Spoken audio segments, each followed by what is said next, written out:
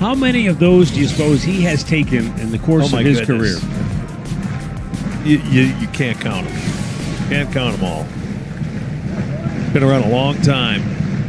His thighs the size of redwood trees. Now the 1-2.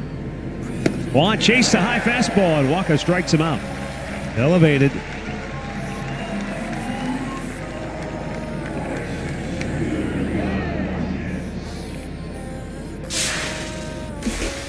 StatCast 3D powered by Google Cloud. There's a look at what Michael Waka features. Yeah.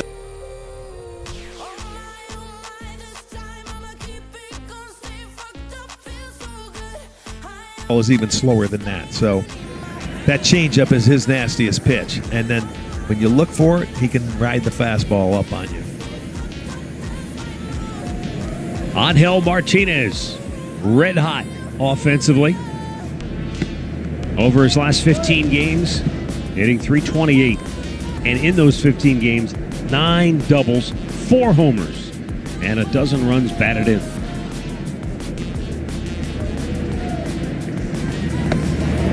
You know, Rick, kind of goes without saying, but I think what also made the decision to move Rocchio to second base and allow Arias to come back and play short has been the emergence of Angel Martinez and how well he has taken to center field. Yeah. And, you know, you don't feel like he's a finished product defensively, but you don't feel like you hurt with having him out there either. No, if Lane Thomas was healthy, which he hasn't been all year long, he's been able to get a lot of reps in center field. There's another second baseman. He could play second every day, too.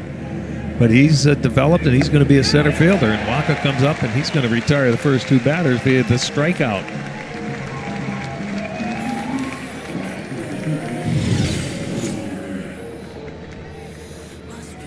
Both of them coming on the fastballs. Here is Jose Ramirez. He has made it a habit of torturing Kansas City in his career. 31 homers and 103 runs batted in lifetime against Kansas City pitchers.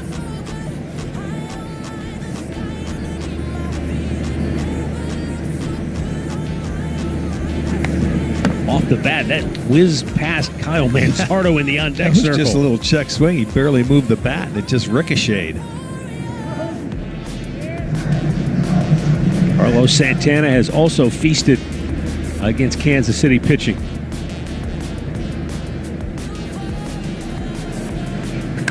Line drive to center field. Kyle Isbell makes the catch. The guards go in order. The Royals are coming to bat.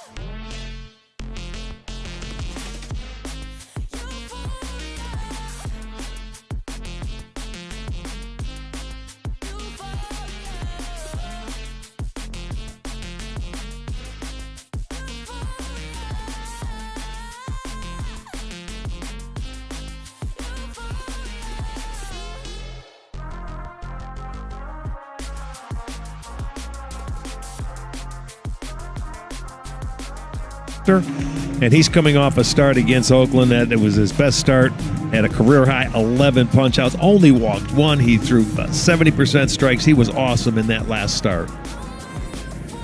Jonathan India leads it off for the Royals. He's the DH today in game one of this doubleheader.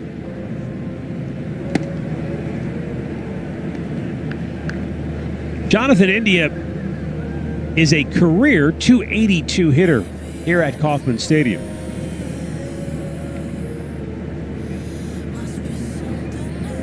Though 100 games into the Jonathan India experiment, I think even Royals, the most ardent Royals fans would say, I don't know if this trade worked out for us. They maybe expected a little more. I mean, the whole reason they went out to get him was to find a guy that could get on base in front of Bobby Witt. Because Right. that was a big problem last year. Witt had a great year, but there wasn't a lot of traffic consistently in front of that guy right there. So you go out and get India. Made perfect sense on paper. Yeah, you paid a price because you gave up Brady Singer, who's had a nice year pitching for Cincinnati. But largely, Rick, India, a .242 batting average, it just hasn't really panned out. And defensively, it hasn't worked either. Yeah, they felt they could move him around a little bit. Not only second base, we watched him play his first game in left field here. And, I think they were expecting of getting a little bit more than what they have received at this point. 2-2 swing and a miss, and Gavin Williams strikes him out. Boy, I tell you, both pitchers coming out with their A game here early. Well, you're going to see a good breaking ball here. You get the swing and miss. And if you remember his last start, he had, 7 strikeouts out of the first 11 or 10 hitters. He was just, getting swings and miss and locating his pitches beautifully. Here is Bobby Witt. Right field. Daniel Schneemann out there today makes the catch. 2 down. Here's the rest of the starting lineup for Matt Quatrero. Vinny Pasquantino hits third. Michael Garcia, Sal Perez, Jack.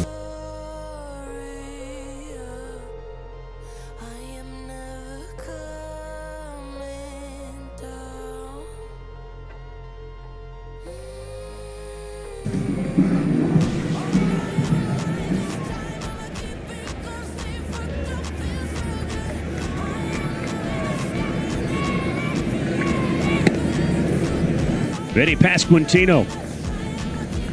He has good numbers this year against Cleveland. 7 out of 19, couple of homers. And lately, he's been swinging a pretty hot bat for the Royals, who desperately need that kind of production in the middle.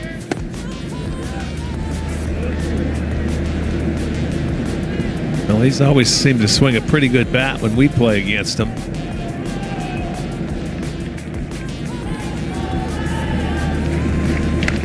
Weak ground ball to short, cut off by Ramirez. He said, let me take that.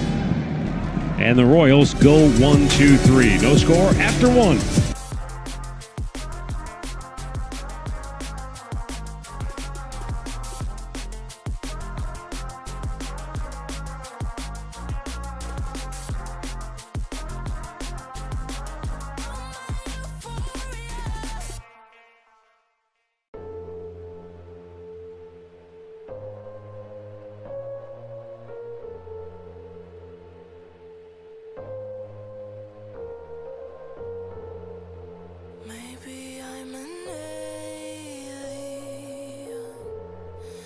Must be something heaven sends. Payback for the love I spent.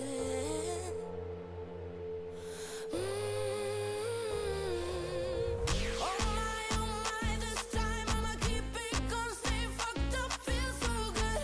High on my, the sky underneath my feet, it never looked so good. Oh my, that's right, I'ma keep it up, stay fucked up, that's my mood. Oh my euphoria.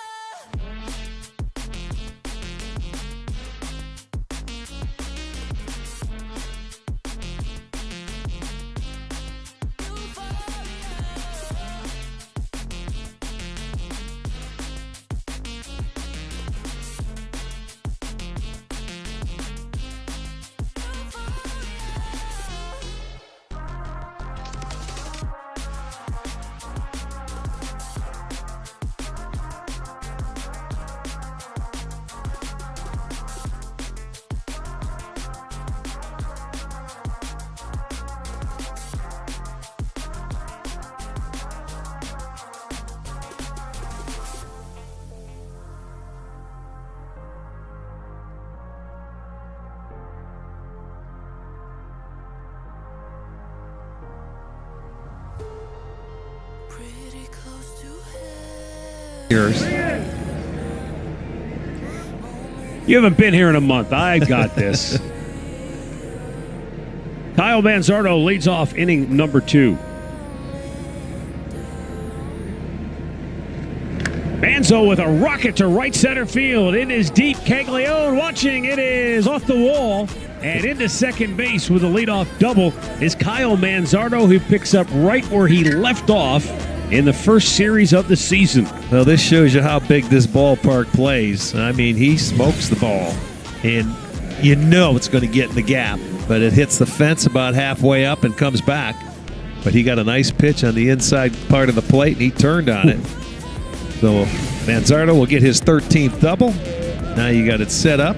Hit that right in the middle of the wall and that hanging curveball. Now Carlos Santana.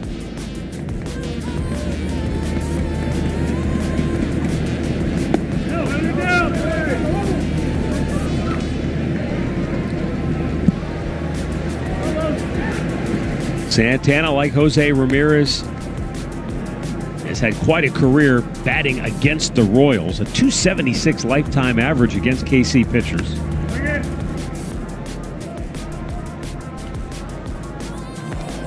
In his last 8 games, he's 3 for 26.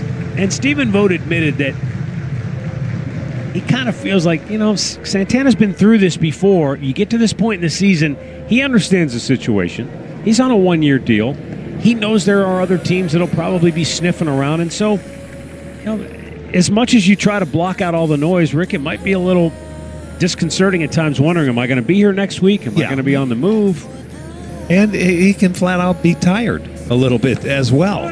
You can tell some of the way that when last homestand he was grounding out to the second baseman, regularly a couple of times where, hey, the season takes its toll, but he's a grinder. He gets through it.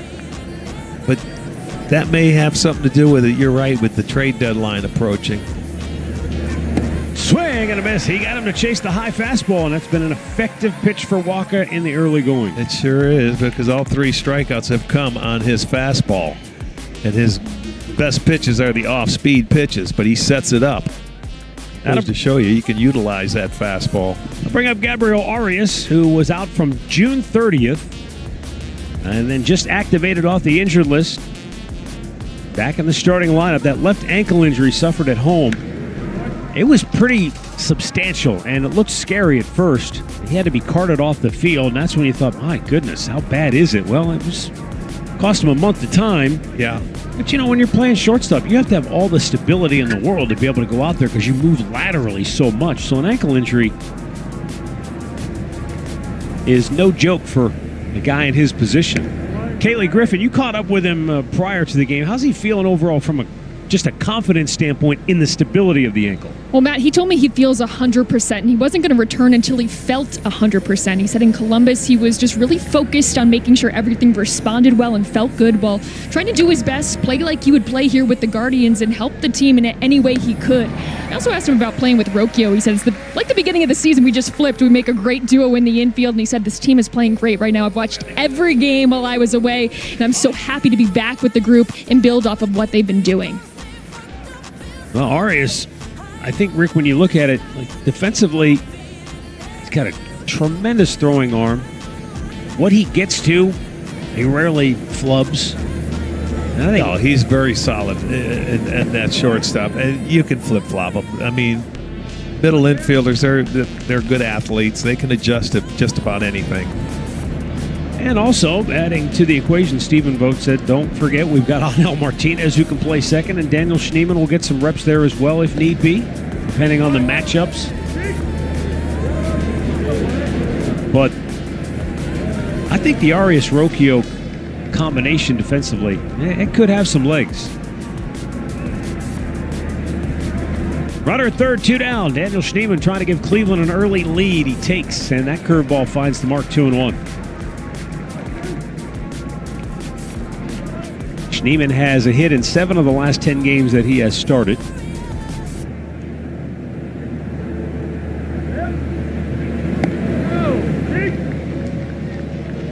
He told me it's exciting. You know, when you're in that role, sometimes you think maybe it's unsettling to not know where you're going to play. He said, it's exciting. I never know when I come to the ballpark where I might be in the lineup, but obviously, as you always say, you're just happy to be in one of those 9 positions. Yeah, you're exactly. Draws a walk here to keep the inning alive for Brian Rocchio. Well, he wasn't going to give in there. He tried his off-speed pitches, his changeup to get him to go fish after it. He did not. He was patient enough to take the walk. Well, Brian Rocchio has done a bang-up job of late in these kinds of situations. In his last 14 games, he has knocked in 11 runs, and you don't think about Rocchio, guy at the bottom of the order, as being a run producer, Yeah. but he's come up with clutch hits. But that's what helps this ball club so much. They're going through it because the bottom part of the lineup is right there. Hit Boy. that ball hard. Yeah, right on the screws, but right at him, and the inning is over. They strand a pair in the second, no score.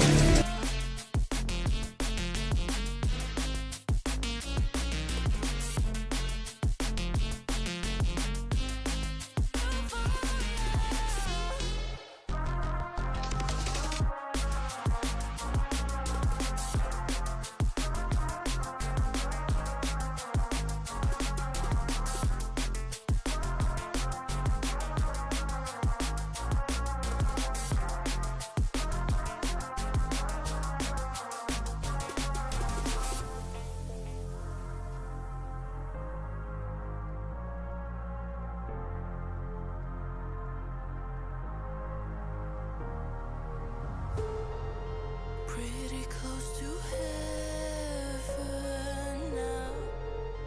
Moments of euphoria. I am never coming down.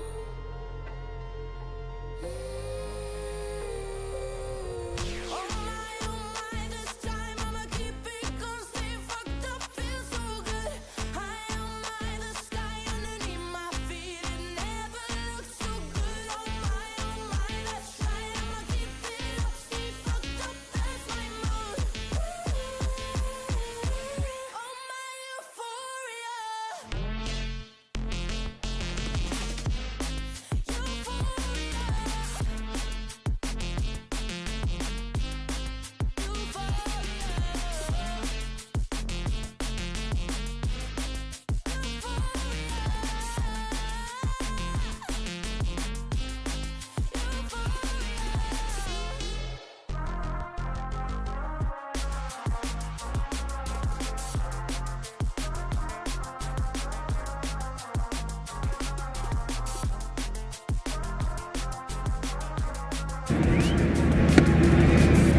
Boy, that's a perfect pitch. That's a low fastball at the knees on the outside part of the plate.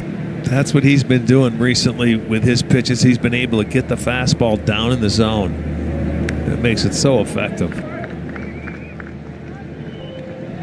Expectations are a funny thing, and I think we're all guilty of it, regardless of our intentions. You see Gavin Williams, and your initial thoughts are, oh my goodness, this guy's going to be a monster. And, you know, like a lot of young pitchers, you have some success and you see the stuff, but then that consistency every 5 days maybe isn't there, and you wonder, well, when is he going to find it? How is he going to figure this out? And all of a sudden, you're starting to see a guy that, with the addition of that cut fastball, which has given him a pitch that he can consistently throw for more strikes. Rick, he's hard to hit. 86 hits allowed in 104 innings of work tells you that. He's an ace in the making. Yes. You know, there's no doubt about it, because, you know, if he can get command, little better command, and save him pitches, he will start going deeper in ball games, and he is tough to hit to begin with.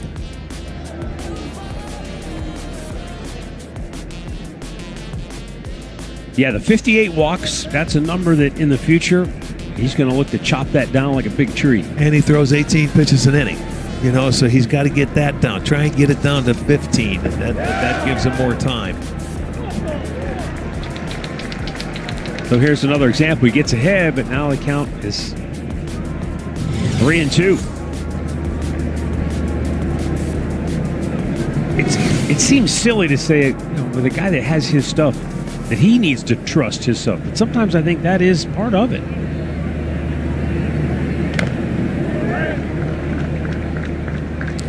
teams get to know you a little bit better, and it takes a while to learn how to pitch at this level.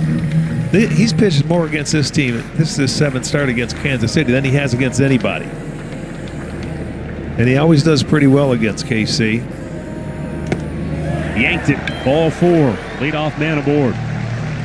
I mean, it didn't look like Garcia had a chance in that at-bat. Well, you foul off a couple pitches, you stay alive, and, you work a walk. That's that. If you're Kansas City, that's what you're going to try to do. You try and foul off some pitches if you're having a tough time getting hits. Maybe he'll walk some guys. Sal Perez has not had a tough time getting hits. He's got a 6-game hitting streak, 10 for his last 23. And he's on a home run binge. Yeah, he is. 9 home runs. He's doubled it. His output. In his last 13 games. Right. In his last 13 games. He's been incredibly hot. That's why he's playing. Normally, Fermin catches Waka because he's got a better ERA behind the dish when he pitches, but you can't take that bat out of the lineup the way he's swinging it. Not the way they have struggled to score runs. Correct. He's up there with some of the all-time greats in terms of home runs. Oh, yeah. He's definitely going to be a Hall of Famer when he's done playing.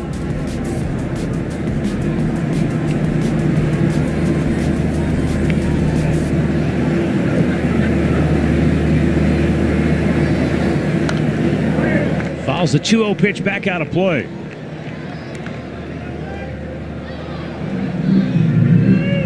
That's the one thing you see about Perez. He's always been aggressive as a hitter. You don't want to mess around and get him in good counts where he can really get greedy.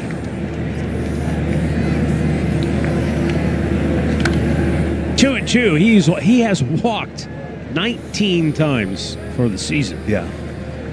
He does not like to. He's one of those hitters, thou shall not pass. He likes to hit it.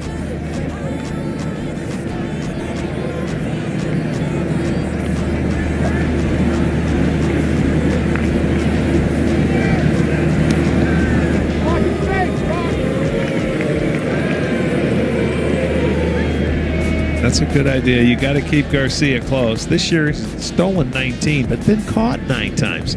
Last year, remember, he had an incredible stolen base percentage. This year, they've been able to get to him. Broke his bat. Into right field. Schneemann can't get there. He plays it on a bounce. That bat, the barrel of that bat hit Wilson, the third base coach, down around the ankle. The top part of that bat just flew off and went over 90 feet. And then that ball falls into play in right field. There it goes. Schneemann just couldn't get there. So 2 on, nobody out for Jack Caglione.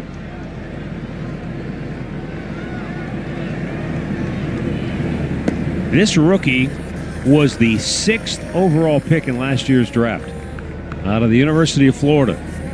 He's got some kind of power. And I'll tell you what, he fills up that batter's box pretty well, too. Looks like he's got about size 18 shoes.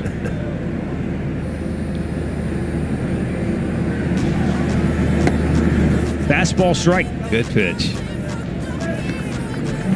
Caglione this year hit a home run here at Kauffman Stadium just a couple of weeks ago. It was on July 9th. It traveled 466 feet.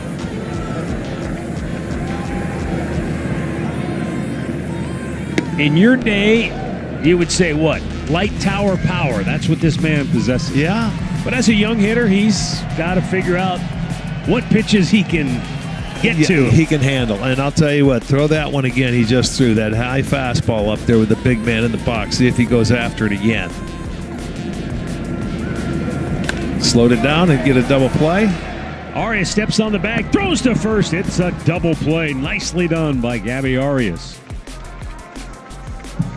Garcia to third, but now there are 2 down. What do you think of that pitch? Got him to chase with 2 strikes, huh? Yeah.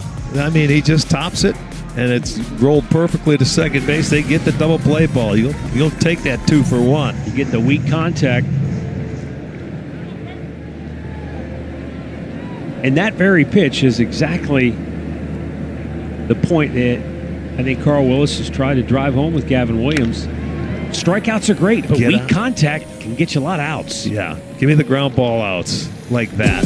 Royals can't take advantage of an opportunity. Payback for the love I spent.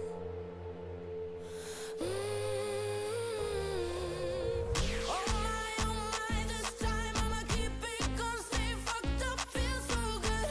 High on my, the sky underneath my feet. It never looked so good. Oh my, that's right. I'ma keep it up, stay fucked up, that's my mood. Oh my euphoria.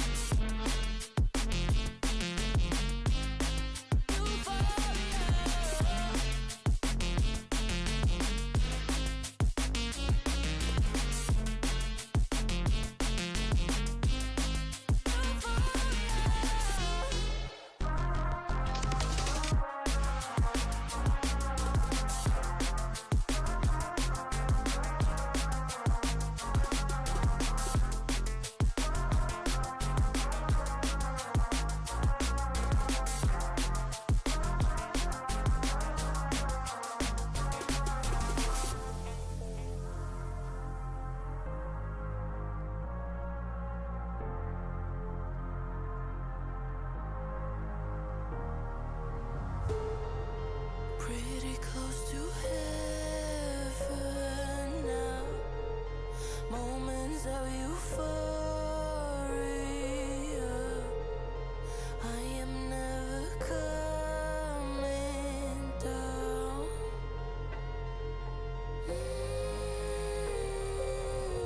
Oh my, this time I'ma keep it going. Stay fucked up, feel so good. High on my, the sky underneath my feet. It never looked so good. Oh my, that's right. I'ma keep it up, stay fucked up, that's my mood. Oh my euphoria. Sometime you can't be too aggressive, especially in this ballpark. Arch, don't know what happened to Jack Caglione on that double play ground out, but he's out of the ball game. Caglione was in right field, but you see MJ Melendez has now gone to left, and John Rave has moved from left field over to right, so Caglione out of the game. See if we get any kind of report from the Royals on what happened to the big young power hitter.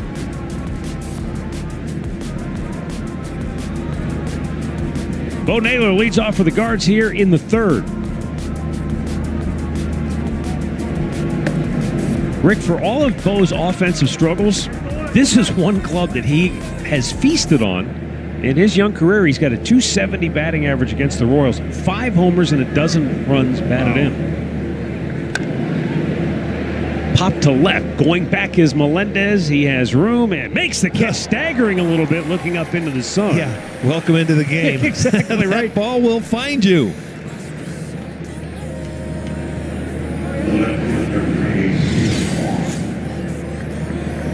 Well, that ball had a little carry to it. It sort of fooled Melendez just coming into the ball game. But he stays with it. You're looking up into the sun, the clouds. This may stay in too. Almost overran it, but Michael Garcia hangs on. 2 down.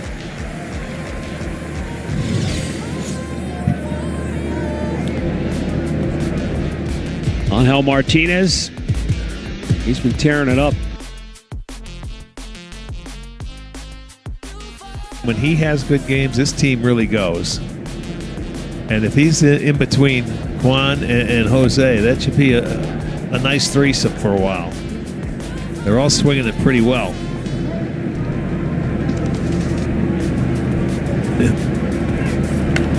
Back out of play.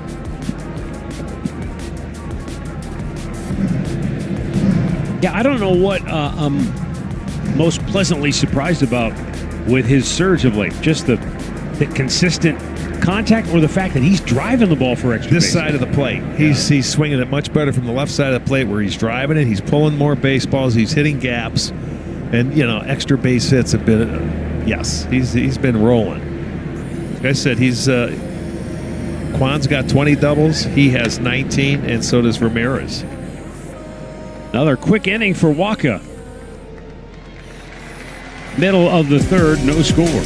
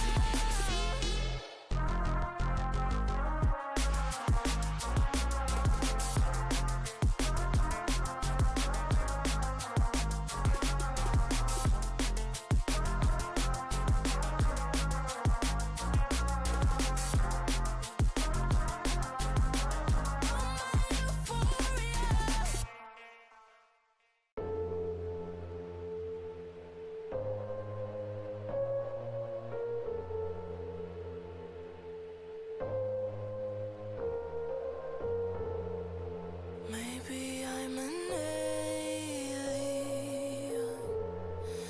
Must be something heaven sends. Payback for the love I spent.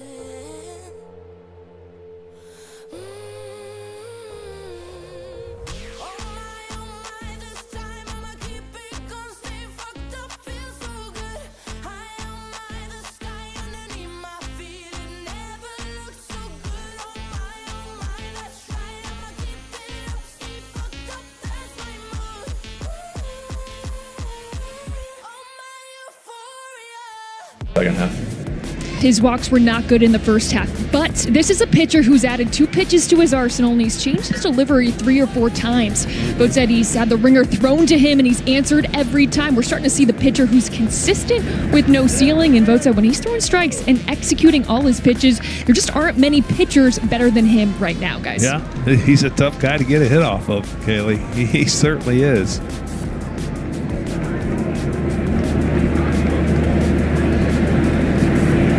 John Rave,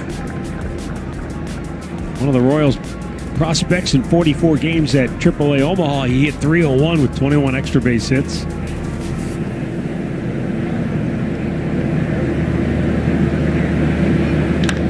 Hit hard to first. Manzardo knocks it down. And the flip to the big rig in time to get him for out number 1. Yeah, the big rig did a nice job getting over there. Manzardo knocks it down, and I think he still could have got him, but the hustle of Williams right there was a nice play. Yeah, fortunately they were both going on the right in the same direction. Otherwise, John Rave would have been a bug on the windshield. Well, he better slow down because he wasn't going to run over the 18-wheeler. It's amazing when I watched Rave in the batter's box. I did it literally, Rick. I did a double take. Like, did I miss? I thought it was Kyle Isbell. They look so much alike. Yeah. Their batting stance and their physical dimensions when they're in the left side of the box. And they bat to back in the order. Back. Yeah, right now Bo's just giving him a little breather for covering first base. That's all. Let him catch his breath. You got one out. You don't want to make a mistake going back to the top of the lineup. So he's getting a little breather. Hot and humid here in Kansas City for a doubleheader. Game time temperature was 86. The real feel was 100. And you got a 6:15 game tonight, too, after this one. This will be the 23rd doubleheader the Guardians have played since 22, which ties them with the Detroit Tigers for the most doubleheaders in baseball since that point. And it's not surprising. We live on the lakes. Kyle Isbell with one out. Takes a fastball strike. Isbell has done a nice job at the K, batting .300 in home games this year.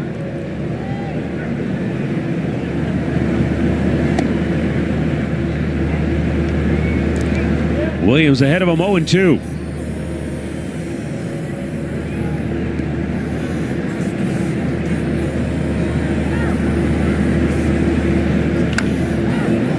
Routine bouncer to second. The reason we have a doubleheader today here in Kansas City was the skies opened up last night just about an hour before game time. It rained almost all night long, and there was really no clear-cut window to get that game in, so it forced us into a doubleheader situation today. However, for our crew, when they arrived here at the ballpark this morning to set up the truck was literally flooded.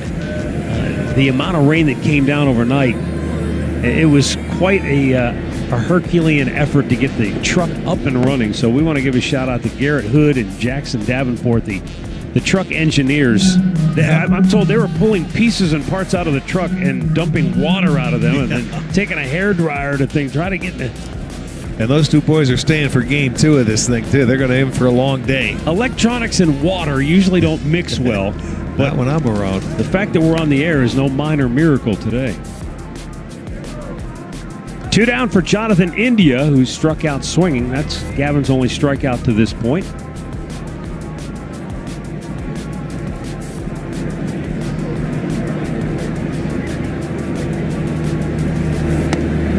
That was a good pitch, and one he doesn't execute all that often. That fastball, arm side, inside into the corner. right-handers, yes.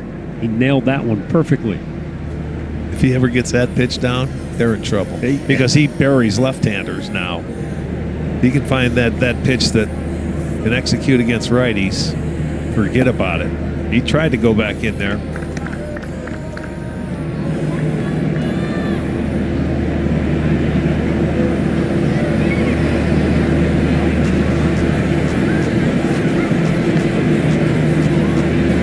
Now the 2-2. Swing and a miss. He got him to go fish and gets his second strikeout as the Royals go in order for the second time in 3 innings.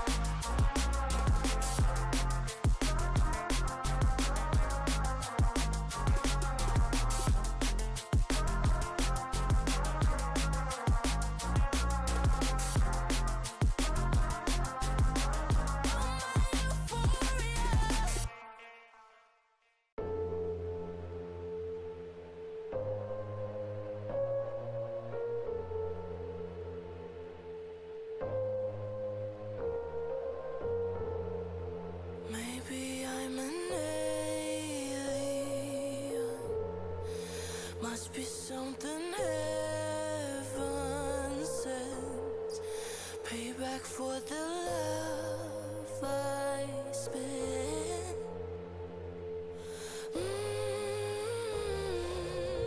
Oh my, this time I'ma keep it going. Stay fucked up, feel so good. High on my, the sky underneath my feet. It never looked so good. Oh my, that's right. I'ma keep it up, stay fucked up, that's my mood. Oh my euphoria.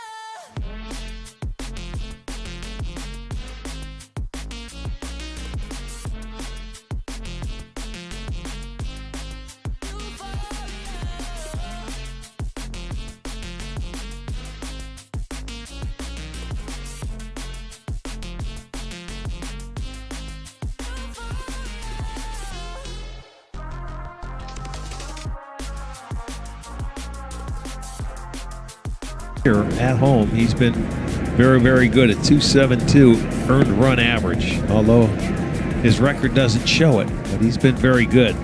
He's been solid for a long time. Last year, 13-8 with a .335.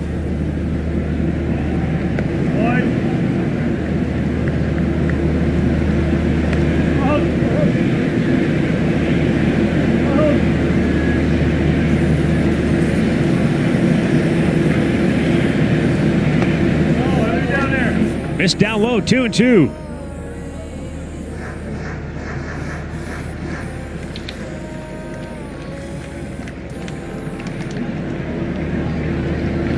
You know, at this point in the season, Rick, I'm thinking back to your career when you played, the era you played in. You know, with no wild card back then, you're looking at long odds to be a playoff team at this point in the season. 7.5 back for Cleveland, 9 back for Kansas City. That's in the divisional race. So Right. that would have been the only way under the original format you make the playoffs. You got to win the. Back then it was the East or the West. You'd have Right. to win. There was your, only 2 divisions. Yeah, you there had were to 7 win. teams. Right. So at this point in the season, if you're a 500 Cleveland club or you're a couple of games under like Kansas City, there's still a lot of hope in both dugouts because that wild card is a very real possibility. In your era, when you're 7.5, 9 back, knowing what a monumental task it would be to get back in the race, it has to affect your mindset coming to the park every day. Well, you had to win your division to get there, and that certainly was tough. Base hit right field for Jose Ramirez. I mean, I'm just thinking back. How much more fun would it have been for you to know that even if you're a 500 club or a couple under, you're still not out of it. You still have that carrot out there that you can chase. Yeah, you still have hope. We'll put it that way. Yeah, they could take away from you fast back then. You had 2 teams back in the Eastern Division. Now we're going back into the 70s and stuff. 2 teams would win 100 games in the same division. So somebody was a tough. Yeah. Someone was going home even if you won 100 games. Right. Yeah. That's even tougher to swallow. Yeah.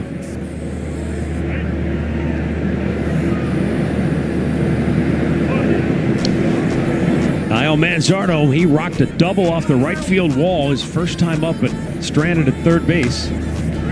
Now he's trying to get Jose moving on the base paths. 1-1 the count. Jose had a good at bat. He took some really close pitches down and fouled off a couple of pitches till he got that base hit between first and second. And he'll be looking to, if he can get a jump with Walker, he will be looking to run. He needs one more stolen base, which would be 275 in his career. To be the only third baseman. 270, he has 76 homers. It'd be 275 steals.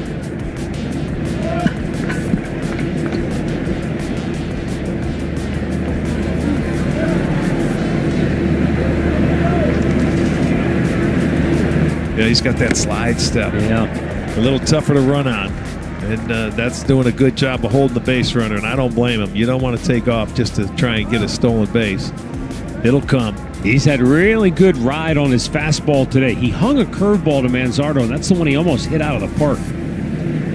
Staying with the heat and struck him out. A little cut fastball. Yeah, that was a cutter right there. 4th strikeout for Walker.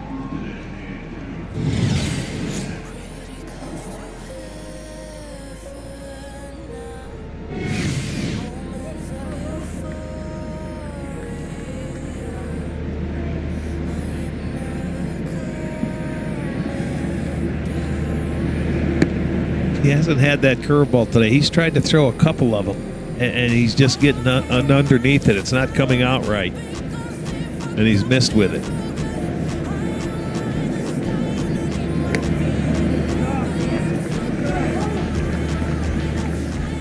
Carlos Santana struck out his first time up.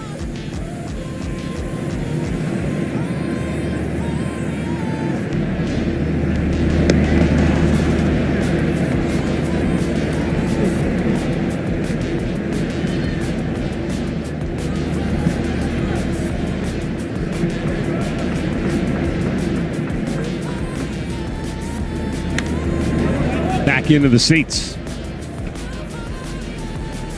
A ball and 2 strikes.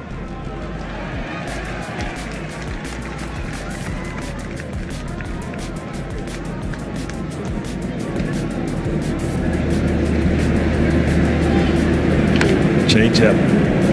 Could be 2. They get 1 at second. Back to first. Not in time. Pasquantino tried to stretch for the throw from Bobby Witt. That's a hard one to turn. It wasn't hit that hard, and you had a long throw from Frazier to Witt, and Witt just got as much on it as he could, but Carlos hustles, keeps that inning going.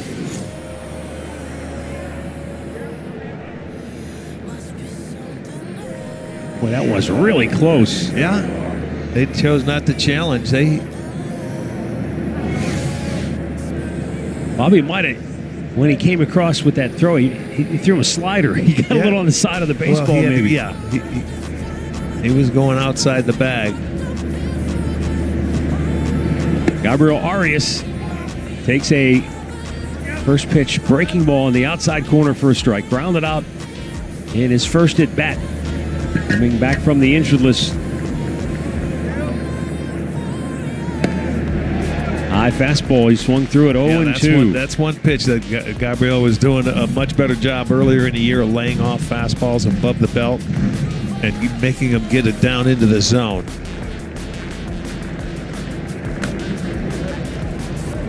Arias has had some nice numbers this year against Kansas City. 8 for 18 with 3 home runs. I remember one came right over the right field fence. Yeah. When he stayed on at our first trip here, which we opened the season here for a 4-game series. Seemed like we were here about a week before we went to San Diego and then LA.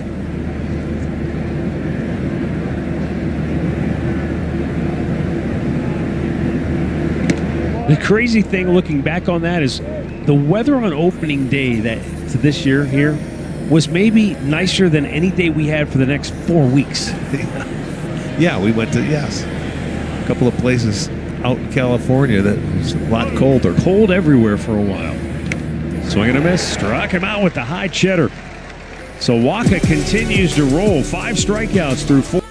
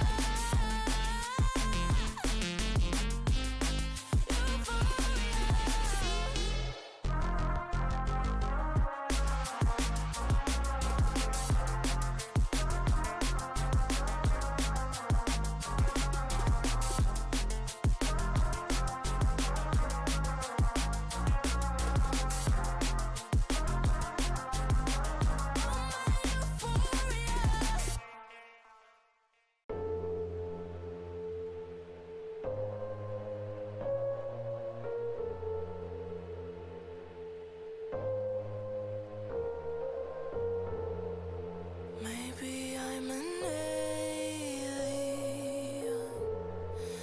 Must be something heaven sends. Payback for the love I spent.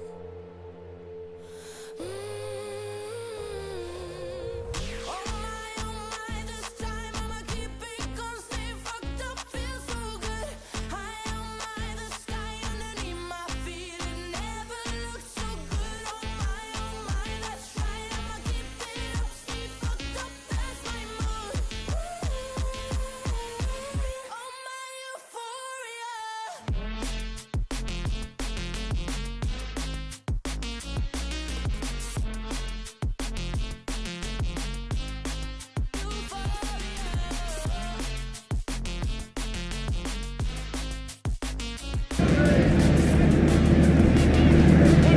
Right back up the middle. And Rocchio misplayed it on the transfer. He did the hard part.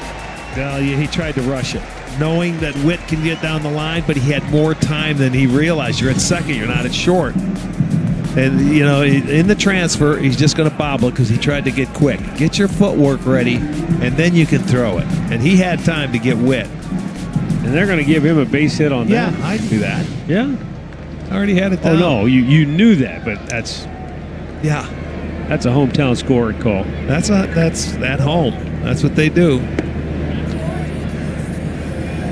Benny Pasquantino grounded to third his first time up.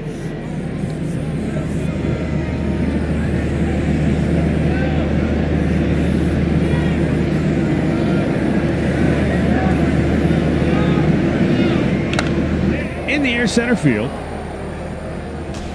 Routine play for Angel Martinez. On down.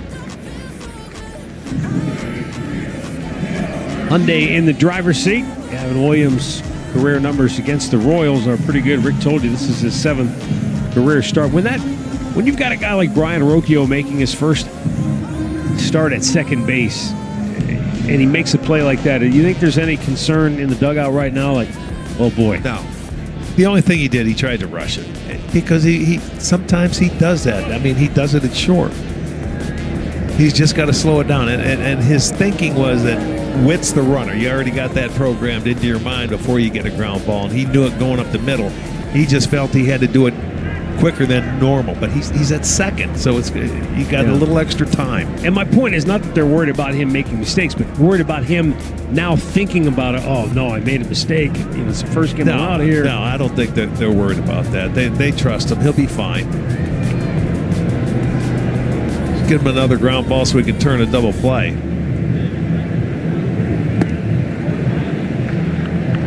What do you think about those throwback era caps the boys are wearing today for the Hall of Fame weekend? Like it. The old C. They wore hats with that logo on it, I think as far back as the 30s. Out of play, right side. Yeah, check them out. A little different look. Yeah, I like that. That's the 60s. Yeah. Yeah, off and on, that version of the C was at different times part of the cap. I think even in the 54 era team, they had that C with the Wahoo in the middle of it. Yeah, I like that C. That's crunched. Deep left center field. Kwan on the move, though. Tried to deke him, and it's over the wall and gone a home run. He didn't deke him, but he deked me. Yeah, I thought he was pulling up to catch it. I thought he was going to play it off the wall. I did too originally, but that ball was hammered right off the bat, and that was like a line drive out of here. So Garcia gets his 9th home run on the year, and I mean, that was a laser beam. And they make the error hurt. 2-0 Kansas City.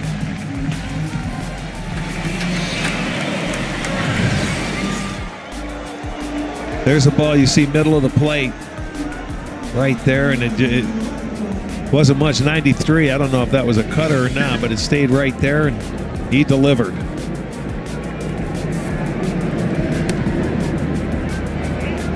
Backup slider caught the inside corner.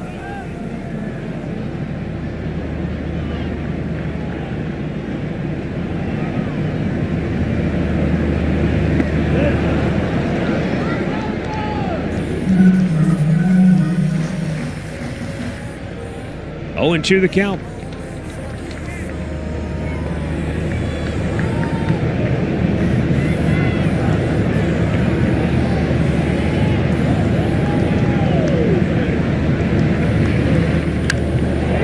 Right center field. That's rocked in the alley. That'll go to the wall. That's a double. He can't get, no way he can get a triple. But double number 27 for Perez. He hit a hanging breaking ball there. I think it was a curve ball. It stayed up, and the way he's swinging the bat, it's no wonder he does what he does with it. You see up there, little spinner. Yeah, he cut under it. Cutter. Yep. Yeah, but it stayed up nicely for him, and he just hit it where it was pitched, up and away to right center field. Here's the first at bat for MJ Melendez. He came on after Jack Caglione grounded into a double play in the second inning. No report yet on Caglione's early exit. Schneemann, 2 down. Perez tagging and rumbling toward third base. He just did make it in time. Arias was thinking about uncorking a relay throw, but to no avail. Well, you said they heard the crowd getting behind him. Let's go, Selby. It's trying to beat that ball to, I mean, and that was a pretty deep fly ball. You have to tag on that one. I think I can. I think I can. Yeah. I think I can. Yeah. Now he said, I know I can. Got to dust those socks off. He ran so fast, those socks ran down his legs. Either that or when he slid, he's got a bucket full of sand in his pant leg. The batter is Adam Frazier, ground out his first time up.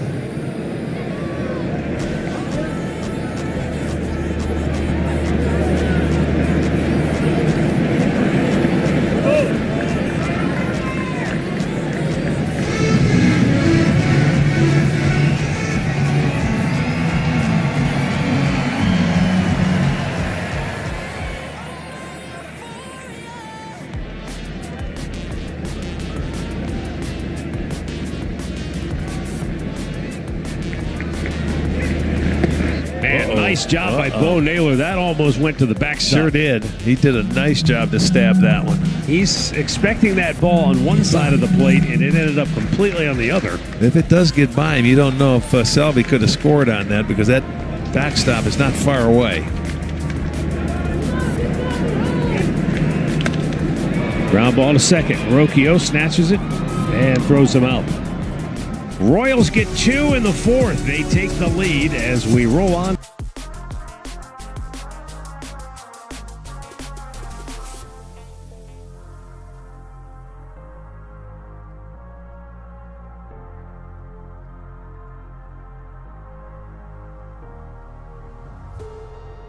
Pretty close to heaven now. Moments of euphoria. I am never coming down.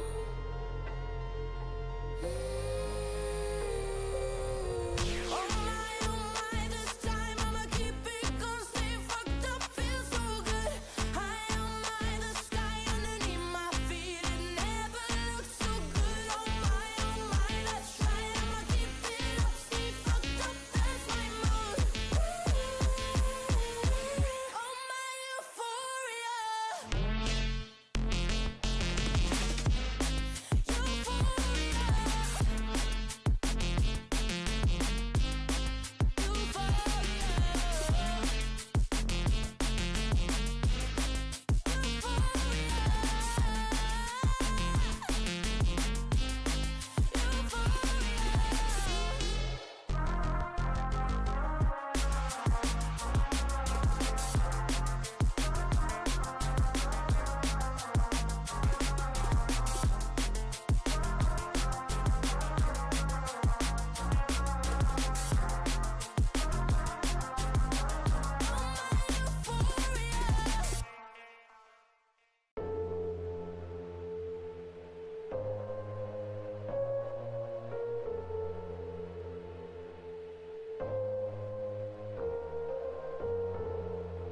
Maybe I'm an alien.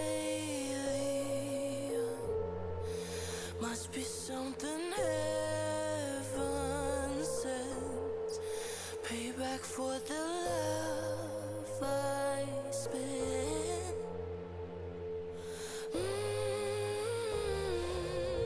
Oh my, this time I'ma keep it going. Stay fucked up, feel so good. High on the sky underneath my feet. Daniel Schneemann leads off the 5th inning.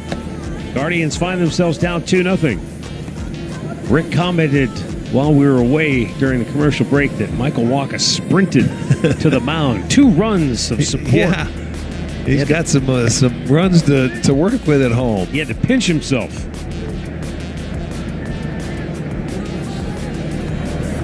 Yeah, this guy's been a tough competitor for a long time. And that's really the strength of this team is their starting pitchers, where they got to hold them in games. And the Royals, much like us, they've given up more runs than they have scored. There's a start. Drive. There's a nice start. Keep going. Schnee digging for 2. The throw not in time. And because of this spacious outfield, Rick has said for years, you play a little deeper, and that leaves you prone to doubles on balls in the alleys. Anytime outfielders are going to their left or their right to try and get the ball, you got to force them to throw you out at second base. You got to force them to make a good throw. And you come out of the box knowing that you're going for 2. Brian Rocchio now with a chance to get the Guardians back in this one. It's called a ball. Pretty good pitch. Rocchio came up with first and third, 2 out in the second inning, hit a one-hop BB to the second baseman, he Adam did. Frazier.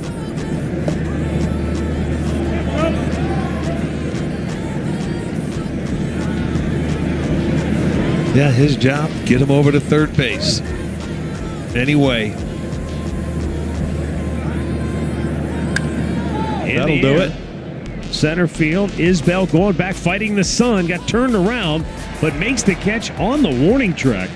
And Ball's Schneemann carrying, boy. tags and gets to third without any problem. Yeah, he could. He was just cruising over there. That hit to the warning track, and you're dealing with sunshine, and there's a lot of clouds up there. So if it's poking out just a little bit, it'll give you some problems. Now, Bo gets an opportunity to get that run home from third with less than 2 outs. Bo Naylor fly to left his first time up.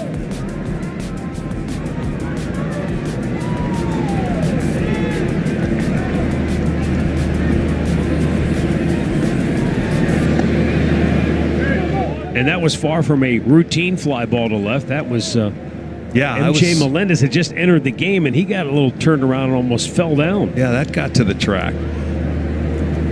This is where Walker's been good. That first and second time through the lineup, hitters are hitting just 220 of them. But when you get to that third time through, it goes up a lot. But there you go, 2 fly balls, move the runner over, gets them in, and they're on the board. Another sacrifice fly, number 38 for the Guardians. So a 2-1 ball game now here in the 5th. Base is empty for Stephen Kwan, 0 for 2.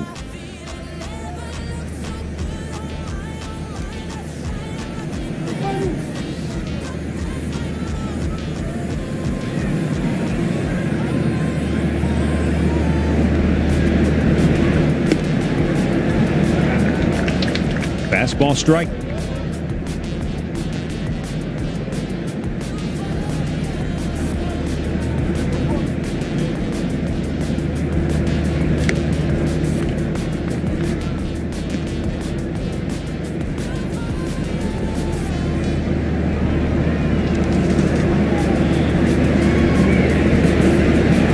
You know, you have to wonder on a day like this, with this kind of extreme heat and oppressive humidity, if 70 pitches isn't equal to, say, 90 pitches on a normal day. Very well could be. And I say that because there's already action in the Kansas City bullpen. And normally, Walker's not a guy that comes out of the game early. Now, that's what I'm talking about, though. That third time, they really keep an eye on him. But he'll get out of this inning, and we'll see what they do. I'm sure they'll bring him back. Pretty close to heaven now. Moments of euphoria. I am never coming down.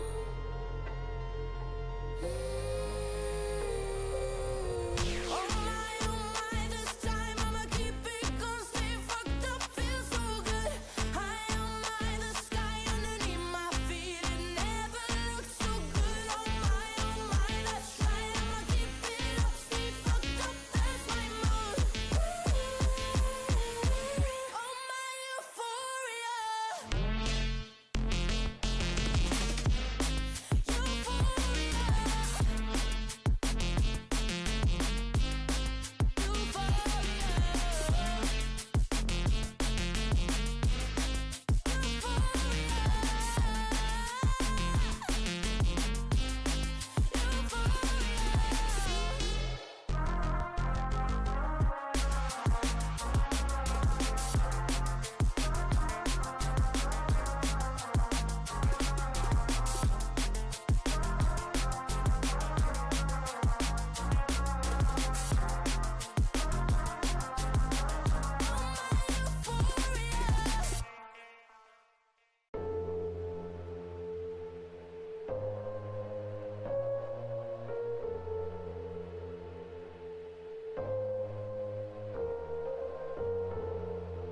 Maybe I'm an alien. Must be something heaven sends. Payback for the love I spent. John Rave at the plate. Started in left field, moved to right, looks at a first pitch breaking ball that bends around the outside corner, and it's ball one to begin the bottom half of the fifth inning. 2-1 ball game, Kansas City on top. Ryan Mitchell here with you, along with Pat Tabler. Next pitch is outside. It is Hall of Fame weekend. And today, Tom Hamilton will be inducted. Ford Frick Award winner. What an honor. So well deserved. 2-0 pitch coming. And it is at the knees for a called strike. And boy, can you even put into words what Hammy means to Cleveland sports? You know what? I really can't, but I know the feeling. 2-1, swing and a miss. Good hard fastball. Because it reminds me of, I'm from Cincinnati. Marty Brenneman meant so much to Southwest Ohio and the Cincinnati Reds. Hammy's the same way in Northeast Ohio and Cleveland Guardians fans. It's the same thing. No doubt about it. I mean, it is decades now. If you have followed the Cleveland Indians, now Guardians, that is the voice that you have heard for your summers for a long, long time. Next pitch just missed 3-2 now against John Rave. Congratulations to Hammy, so well deserved. And we're going to bring you the speech in the pregame show in Game 2. Payoff pitch. Just below the zone for ball 4. Second walk for Gavin Williams puts the leadoff man aboard here, John Rave. And boy, if you're the Kansas City Royals, you'd love to answer back with a run here. Well, just like the Guardians just answered the 2 runs that the Kansas City Royals got in the bottom of the 4th inning, they went up there and cut it in half. Now what Gavin has to do, he needs to slam the door right here. Get him back in that dugout. Kyle Isbell, the batter, left-hander with 3 homers, 18 batted in. The wind, the pitch, a square, a bunt. Third base side, Jose Ramirez has it. Looks to second, but throws to first. In time for the out. Sacrifice successful. Sacrifice bunt put out 5-3. Rave moves into scoring position. A lot of the Cleveland Guardians front office made the trip to Cooperstown because not only Hammy going in, C.C. Sabathia, who came up with the Cleveland Indians at the time as well. Jim Rosenhaus there, Brian Motze also, and Carl Willis. Carl Willis is out there. It is a big Hall of Fame weekend for Cleveland baseball. And so deserving. And, you know, Hammy is such a big part of the team and the community. It's awesome. Back to the top of the order, Jonathan India, twice a strikeout victim by Gavin Williams. He checks the runner, delivers, and gets a pop-up. Right side of the infield, Brian Rocchio pinwheeling the arms around, saying, "I've got it," and he does. That's a big out, keeping that runner at second base. But a tall task here in Bobby Witt Jr. standing into the right-handed batter's box. Let me tell you how big Hammy is in Cincinnati. In Cincinnati, a friend of mine who's from Cleveland came up to me the other day and said, "That's so awesome that Hammy's going in the Hall of Fame. I've already told my wife I want him to have on a loop his home run calls at his funeral." That's how big he is. Thinking about Hammy for the afterlife. That's right. Here is Bobby Witt Jr., first pitch breaking ball, smothered by the catcher Bo Naylor. 1 ball, no strikes. Witt flied to right field back in the first inning, singled and came around to score in the 4th. On the 2-run Michael Garcia home run.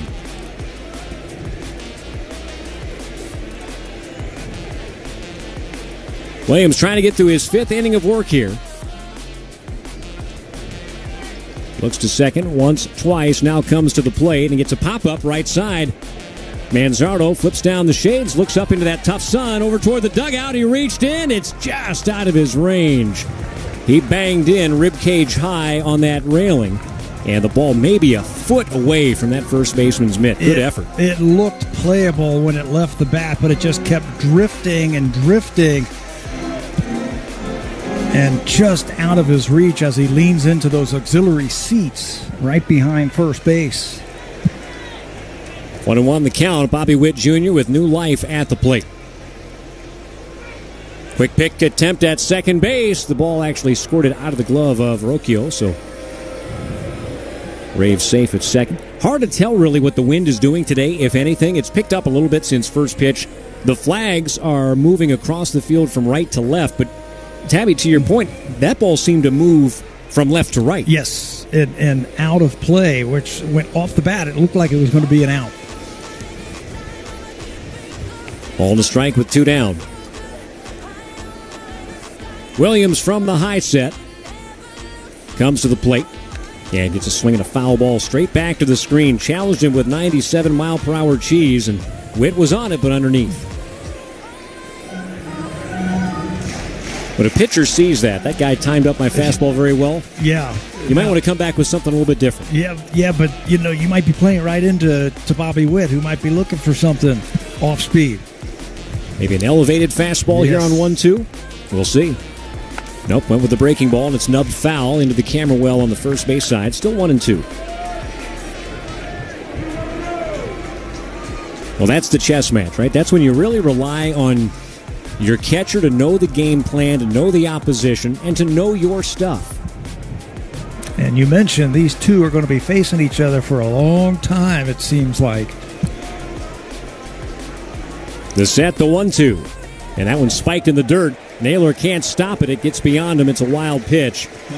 And Rave on to third base. 2-2. Just going for the punch out. He held on to it just a little bit too long. And threw it to the backstop. Still 2 down, though. It'll take a hit.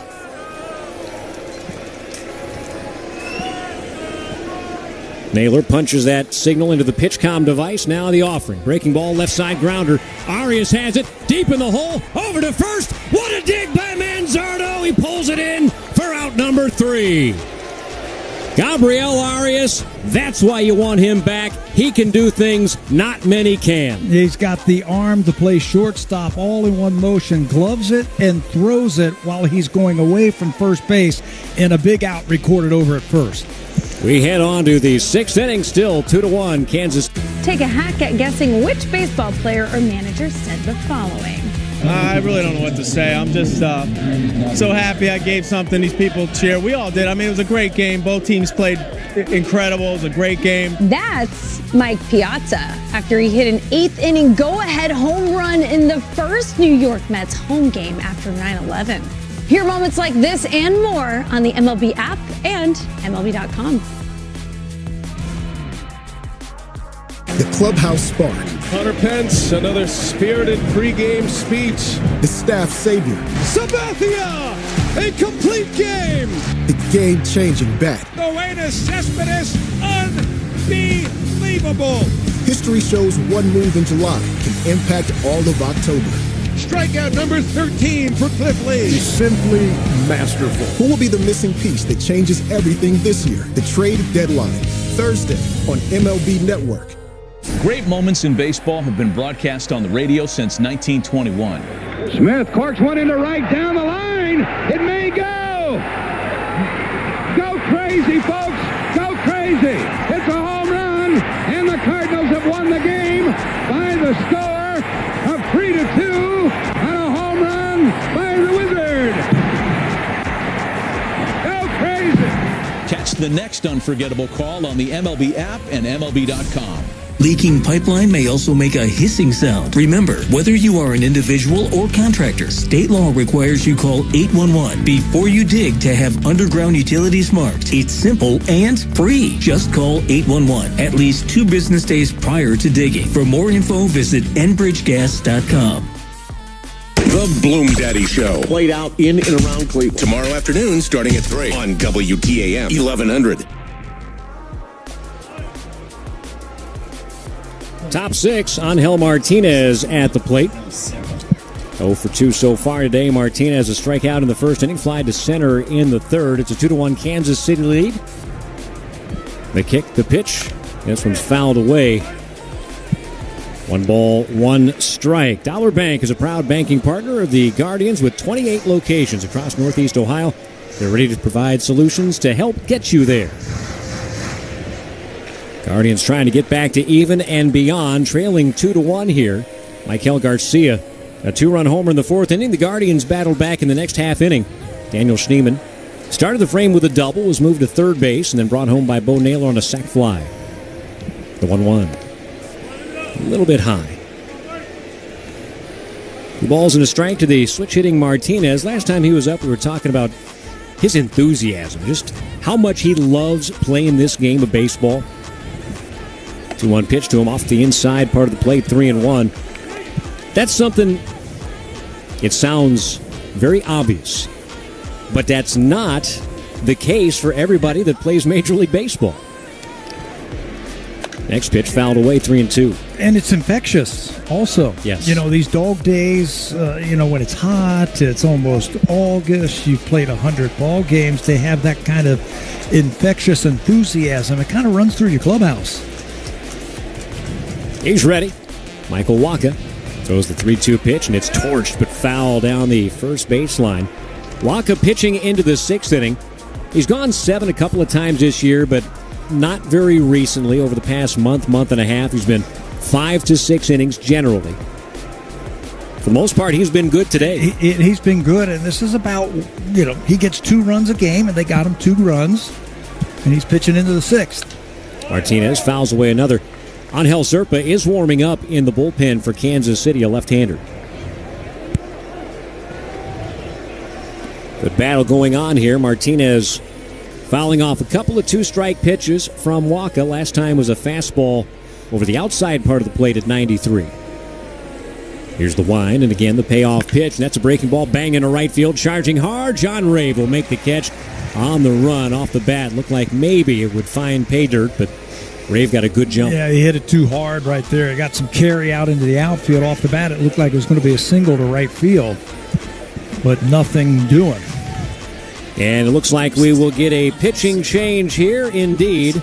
The skipper is out, and that'll be the end of the day for Michael Wacha. We'll tell you about the new pitcher when we come back after this. Cleveland Guardians trailing at Kansas City in the 6th inning by a 2-1 score.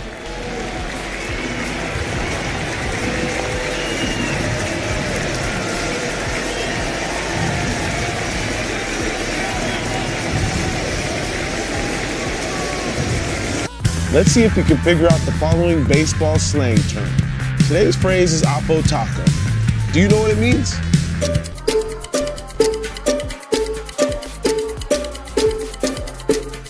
Oppo Taco, a home run hit to the opposite field.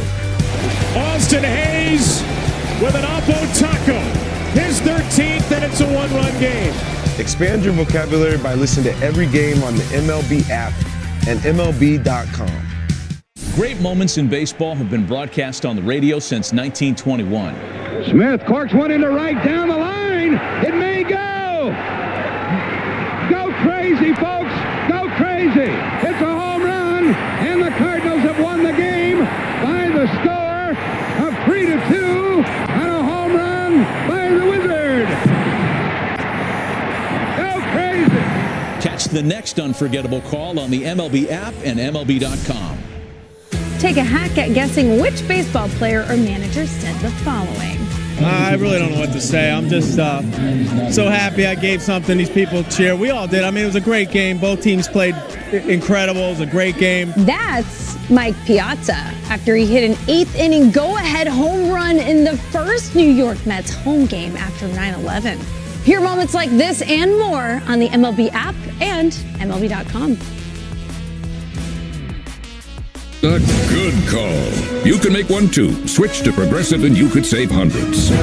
Progressive Casualty Insurance Company and affiliates, not available in all states. The Bloom Daddy Show. Played out in and around Cleveland. Monday afternoons starting at 3 on WTAM 1100. Angel Zerpa is on to pitch. Jose Ramirez is the batter. The switch hitter turns around to hit from the right side against the lefty. First pitch a called strike, next coming. And it's swung on and fouled off the catcher, Sal Perez, for an 0-2 count. Zerpa's got a couple of different fastballs. A sinker, like he likes to use a lot. He'll use that 43% of the time at 96 miles an hour. That's why he's got such a high ground ball percentage, the 99th percentile in ground balls. Mixing a slider and a four-seamer. He's got a pretty good arm from the left side. 2-1 ball game.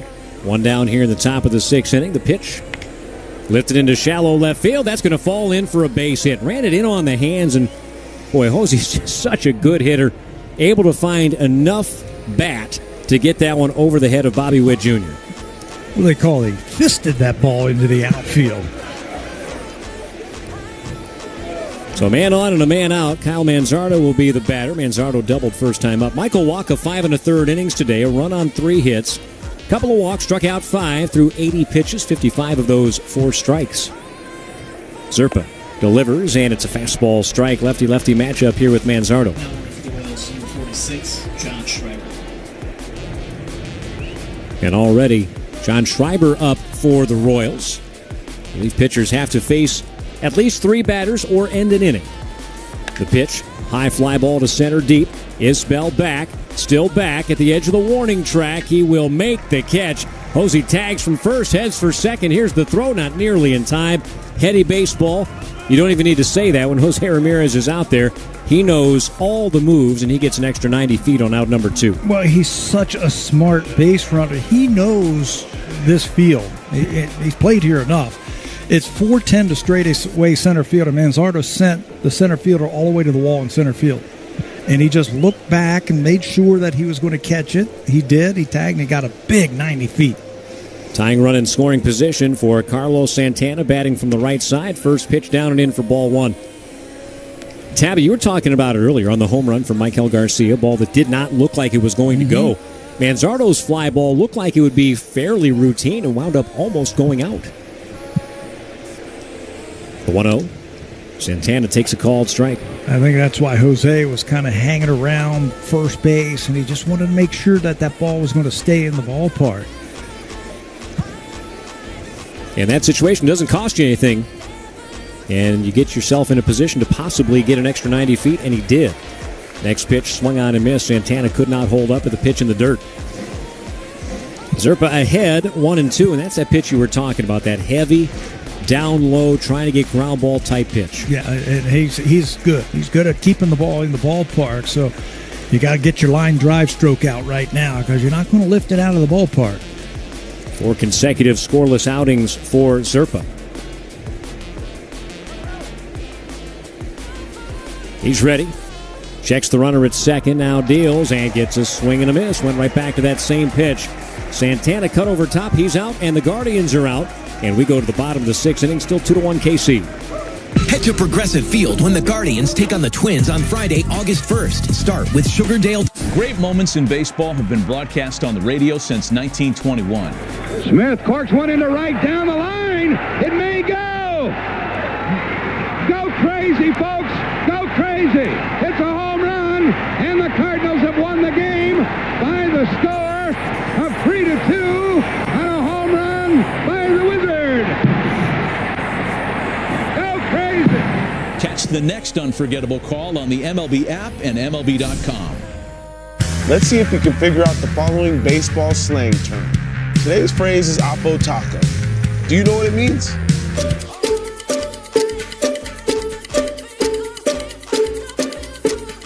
Oppo Taco, a home run hit to the opposite field. Austin Hayes with an Oppo Taco. His 13th, and it's a 1-run game. Expand your vocabulary by listening to every game on the MLB app and MLB.com. Take a hack at guessing which baseball player or manager said the following. I really don't know what to say. I'm just so happy I gave something these people cheer. We all did. I mean, it was a great game. Both teams played incredible. It was a great game. That's Mike Piazza after he hit an 8th inning go-ahead home run in the first New York Mets home game after 9/11.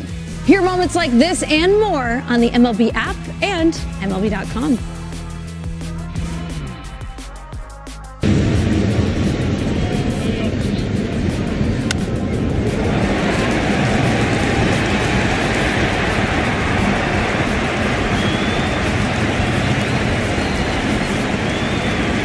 Sports, traffic, and weather together on the 10s. WTAM 1100. Bottom 6, 3, 4, and 5 due up for Kansas City. Vinny Pasquantino to start things off. The first pitch is in for a called strike. Pasquantino 0 for a couple so far. Pasquantino, Garcia, and Perez. Gavin Williams, the birthday boy, still out there for his 6th inning of work. The wind, the pitch, and it's fouled away. Let's pause 10 seconds for station identification. News, talk sports. This is WTAM 1100, Cleveland, home of the Cavaliers and Guardians, an iHeart radio station. Next offering to Pasquantino is hit on the ground to second base. Brian Rocchio picks it up, throws to first in time for the 4-3 put away. 2-1 Kansas City on top. I'm Ryan Mitchell. Pat Tabler beside me here for this weekend series in Kansas City. And Tabby, obviously you know both of these franchises very well, having worn the uniforms for both. These teams have been battling head-to-head for a long time since they went to 3 divisions. They have been both in the American League Central. Michael Garcia swings the first pitch breaking ball, and he hits it down the left field line past Jose Ramirez into the corner. He is cruising for second base, thinking about third, makes the turn. Here comes the throw from Stephen Kwan, and it is not in time. That's a triple for Michael Garcia. He's been aboard all 3 times today, and now he's in very good position. Yeah, you don't see that very often, a triple down the third base line, but because the outfielders were pinching Garcia to the gaps, and there's a lot of room, like we said before, Stephen Kwan had a long, long way to go for that ball to dig it out of that corner, and that corner can be very tricky, can bounce around out there. He played it aggressively, but Garcia was thinking 3 the whole time. Now the Guardians have to play the infield in with 1 down and a 2-1 deficit. Bottom of the 6th inning. Gavin Williams has strikeout stuff. Goes to work here, and it's fouled straight back to the screen. 0-1 against Salvador Perez. But you're in a tough part of the batting order. And outside of Jonathan India, who Williams has struck out twice today, he doesn't have any Ks. Yeah, they're putting the ball in play, and you watch Sal. I've seen him there on that first pitch. He is really getting down. He's like, I can't strike out here. I got to put the ball in play. Next pitch. Swung on and foul tip, got a piece of Bo Naylor. And he is in some pain. You know, these franchises know each other so well. Talked to Stephen Vogt in the pregame a little bit about how you play your division opponents less than you used to. But there is still enough familiarity between these two teams. There are no surprises. Well, in these games, because you're not playing as much as you did in the past, they become even more important. Both of these teams were in the playoffs last year. Both of them are just, 2.5, 3 games out of the last wild card. So you know it's going to go back and forth all weekend here. Naylor back behind home plate after shaking off the cobwebs. Sets the sign, sets the mitt. Williams comes to the plate. And it's bounced in front of home plate. Naylor took it. Boy, I tell you what, he did just what you got to do. Don't try and catch it. Block the baseball. He took it off his chest protector. Kicked out in front of home plate. That keeps the runner at third. Just throw your body out there when you're down on that knee trying to get that pitch, and he spikes a breaking ball away from you. You're not going to catch it. So just throw that chest protector out in front of it and keep it in front of you, which he did. Williams still ahead in the count. 1 ball, 2 strikes against Perez. Here it comes. And another bouncer well in front of home, 2-2. Well, you got to have a lot of confidence in your catcher that he is going to block that, because you're going for the strikeout. So you're putting a little something more on that breaking ball, and you might hit it into the dirt. You got to have confidence in your catcher, and Bo's been perfect the last 2. So 2 breaking balls in a row. What do you come back with here on 2-2? We're about to find out. Next pitch hit on the ground. Third base side, just outside the stripe. Perez barely ahead of it. Foul ball, still 2-2. Yeah, normally I'd say fastball, but this guy's in a groove right now. So you got to throw a really good pitch to get him out. Not necessarily in the strike zone. You still have 1 to burn before you get to a full count. Here comes the 2-2. Breaking ball, swung on and missed, strike 3. Naylor holds on, and that is a huge strikeout. Yeah, and Ryan, he didn't throw it in the strike zone. It was another breaking ball that was down inside part of the plate, and by the time it got around the swing spot, it was under his knees, so a big strikeout there. MJ Melendez, left-handed batter, hit it deep to right field his first time up. A flight out to Daniel Schneemann. He was first pitch swing. See if he's aggressive here against Williams. The pitch. Breaking ball bends around the outside corner. We'll never know. That's one that's not going to induce a whole lot of swings. Yeah, you would normally like to throw that breaking ball where it's a strike on the way to the plate and then out of the strike zone. Runner at third, 2 down, the pitch. Again hit high in the air to right field. Schneemann over toward the line, angling in, and he will make the catch. Officially still a fair ball. He was kind of straddling the line, and that is out number 3. So a 1-out triple comes to nothing for the Kansas City Royals. We go to the 7th. KC still on top of Cleveland by a 2-1 score. Great moments in baseball have been broadcast on the radio since 1921. Smith corks one into right down the line. It may go. Go crazy, folks. Go crazy. It's a home run, and the Cardinals have won the game by the score of 3-2 on a home run by the Wizard. Go crazy.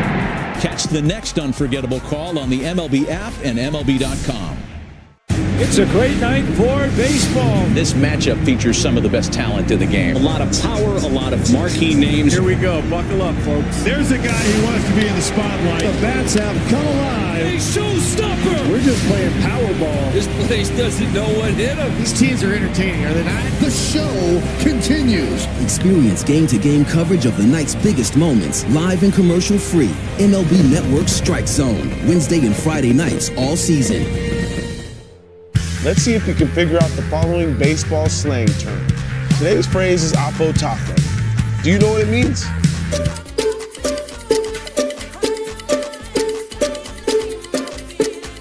Oppo Taco, a home run hit to the opposite field. Austin Hayes with an Oppo Taco. His 13th, and it's a 1-run game. Expand your vocabulary by listening to every game on the MLB app and MLB.com.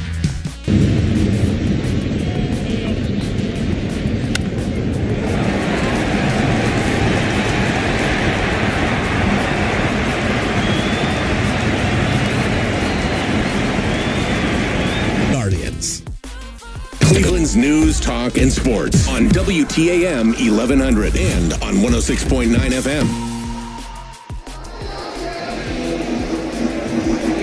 The Cleveland Guardians are proud to sponsor with Cleveland Cliffs, America's iron and steel leader. To learn more, visit cliffsteel.com. New pitcher on for the Kansas City Royals, John Schreiber. On Helserpa goes 2/3 of an inning, gave up a hit, no run, struck out a batter.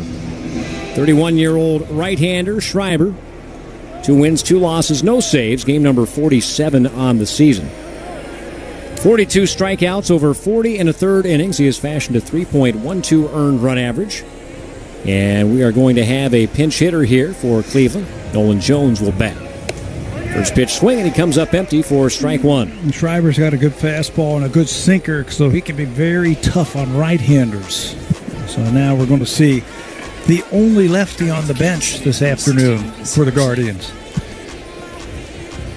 Jones waits. Here comes the pitch. It's swung on and fouled away quickly. 0-2. Gabriel Arias finishes 0 for 2 at the plate today, but made a spectacular defensive play to save a run earlier, so his fingerprints are on this ballgame.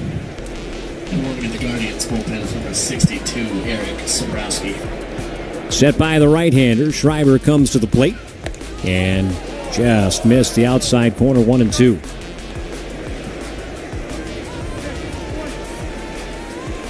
Nolan Jones, .220 average on the season, playing in his 93rd game. 3 homers, 26 runs batted in. Stands tall in the left-handed batter's box. Here comes the pitch. Swing and a miss. Strike 3. Got him. Fastball at 94 miles per hour. Schreiber's got 4 pitches. Sweeper, 4-seamer, sinker, and cutter that he's going to use. About 20%. A little bit over 20% each. So it's tough to kind of just zero in on 1 or 2 pitches. Daniel Schneemann walked his first time up, doubled and scored in the 5th inning. Takes a breaking ball in for a called strike. 0-1 the count. Lefty batter, and then Brian Rocchio, a switch hitter, due up next, and Naylor, a left-hander as well. There is a right-hander throwing for Kansas City in the bullpen. The pitch, breaking ball downstairs. 1-1 count. And for the Guardians, lefty Eric Sobrowski. He is getting loose.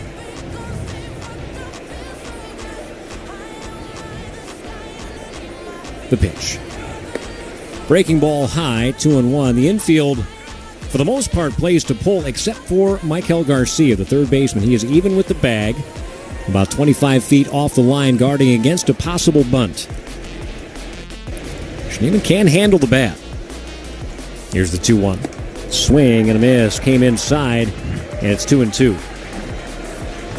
Good at bats against Michael Walker. That's the toughness of the game nowadays. You might see the starter once or twice if you're batting at the bottom of the lineup, and then here comes the bullpen. And then more bullpen. And then more bullpen, and everybody throwing upper 90s. One down, bases empty. Here's the 2-2 pitch, well outside. Schneemann saw that one out of the hand, laid off 3-2. Schreiber gave up a run last time out against the Chicago Cubs. But prior to that, 4 consecutive scoreless outings. 3-2 pitch. Lifted over the second baseman into right field for a base knock. 2-hit game for Daniel Schneemann, and the potential tying run is aboard for the Guardians here, with Brian Rocchio due up.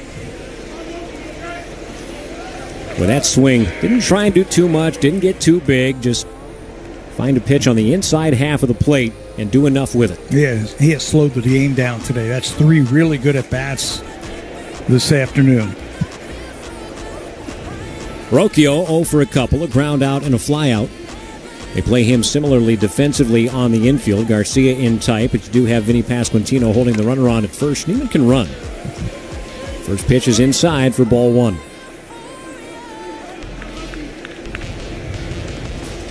In all likelihood, you would anticipate Rocchio moving from second to short. Schneemann coming in from right field to play second base with Nolan Jones now in the game. Next offering is off the inside corner. There's that versatility yes, indeed, that he was talking about, that they feel like it's a plus for them when they have to make in-game moves. Yeah, there are a lot of chess pieces at the disposal of Stephen Vogt with what he can do with his bullpen and certainly with his defense. Next offering to Rocchio is outside, 3 balls, no strikes.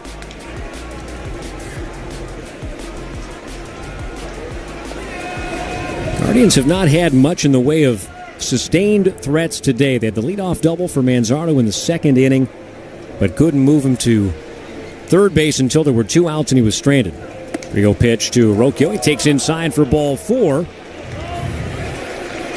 And now they're at first and second for Bo Naylor.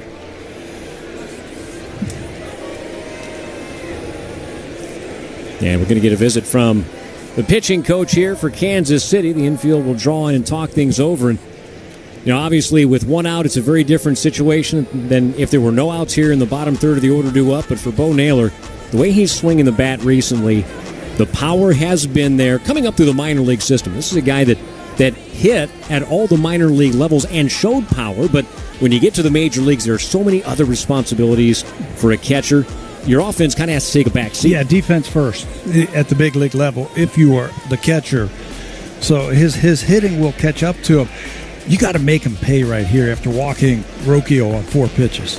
You got to make him pay right here, and this is the right guy in the right spot to do it.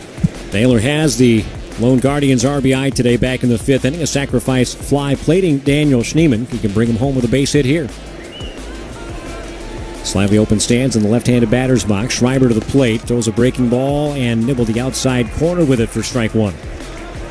Bo didn't think so. Nor did the eye in the sky, but history will show that that's strike 1. Next pitch. Came with a fastball, tried for that same location with a different pitch, but he missed. And the count is even at 1-1. And boy, how big is that? 2-0 versus 1-1 in this situation. Schreiber from the belt checks the lead runner Schneemann now to the plate and misses inside. He is not missing by much, but credit the Guardian batters by being very patient. Those pitches are off the plate, but not by much. Good speed out there for the Guardians right now. Boy, a gapper to the wall. You could have the lead. The pitch. Breaking ball, that's in there for a called strike. Sweeper at 82 miles per hour. So Schreiber mixing up his offerings and the velocities.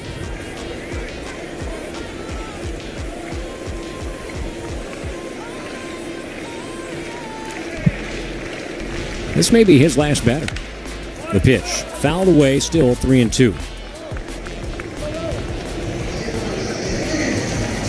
Activity continues in both bullpens. Gavin Williams, outside of a couple of mistakes to Michael Garcia, has been dynamite. Yeah, he really has. Let's get him a win now. Get him a couple of runs here.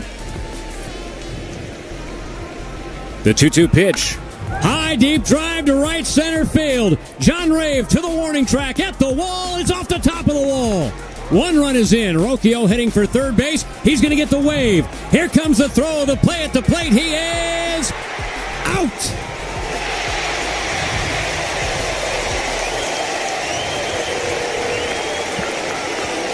Great relay there from the Royals. Yeah, a couple of things on that play. That ball was going to be a double off the bat, no matter what. But it looked like Rocchio at first base went to second and stopped, thinking that ball might be caught, but it wasn't. And when they waved him in, you're running against Bobby Witt. Bobby Witt Jr. has one of the best arms of any shortstop in all of baseball, and he was out by 5 feet. We are going to get a pitching change here, but this is a brand new ball game. It's 2-2 in Kansas City in the top of the 7th inning. We'll tell you about the new pitcher after this. At Cleveland Clinic, every moment matters.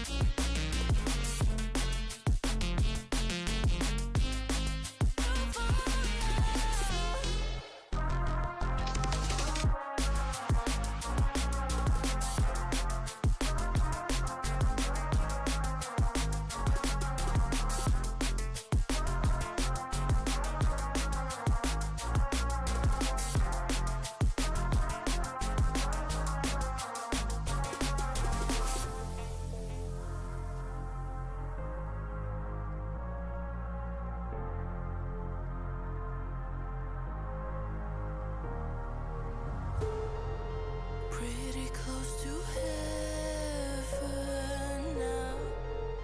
Moments of euphoria. I am never coming down.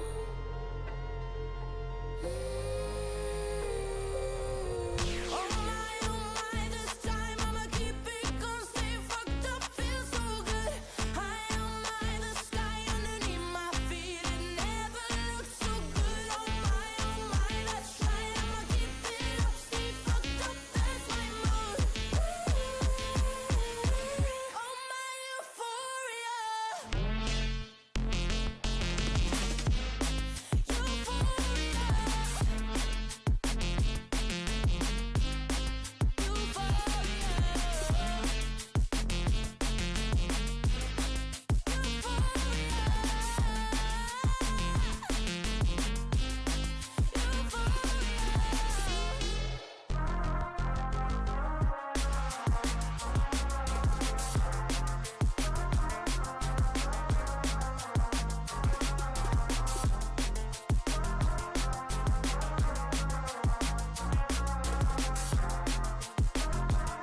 Behind second base. He has to grow. He should have been rolling.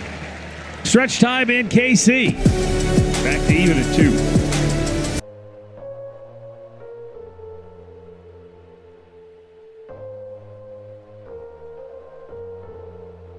Maybe I'm an alien.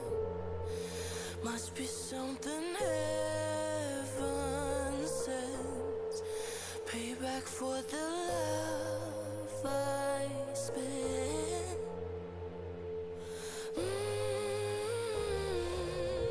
Oh my, this time I'ma keep it going. Stay fucked up, feel so good. High on my, the sky underneath my feet. It never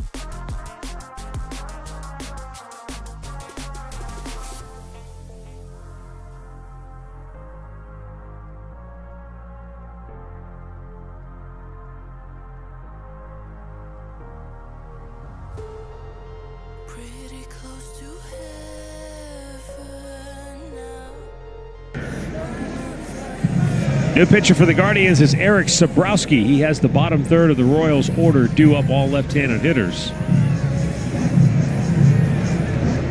Sabrowski making his 10th appearance with the big league club this year. Cleveland Clinic call to the bullpen made after Gavin Williams went 6 innings, allowed 2 runs, just 1 earned. 4 hits, walked 2, struck out 3. Either starter will factor into the decision today. It's battle of bullpens the rest of the way.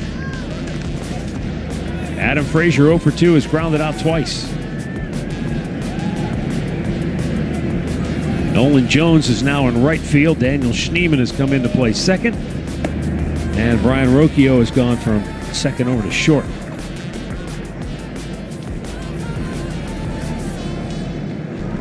Schneemann started the game in right field.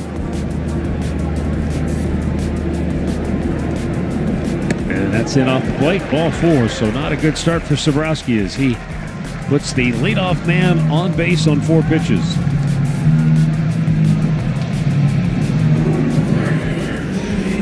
Gavin, another fine start going against Kansas City.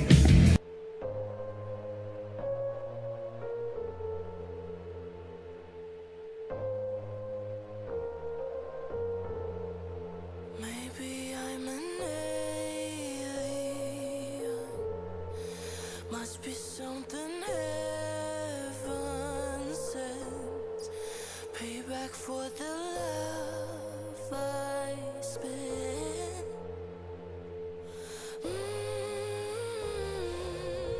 Oh my, this time I'ma keep it going. Stay fucked up, feel so good. High on my, the sky underneath my feet. It never looked so good. Oh my, that's right. I'ma keep it up. Stay fucked up, that's my mood. It's not an easy thing to do if you've never seen a guy before, to just go out and take off, especially a left-hander.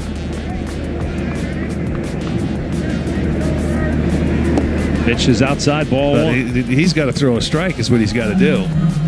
Can't worry about that guy there. You put him on.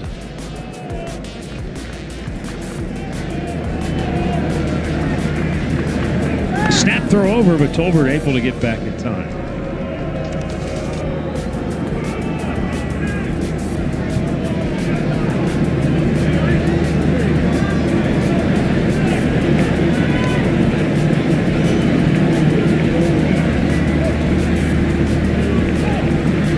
Tolbert takes off. What a jump.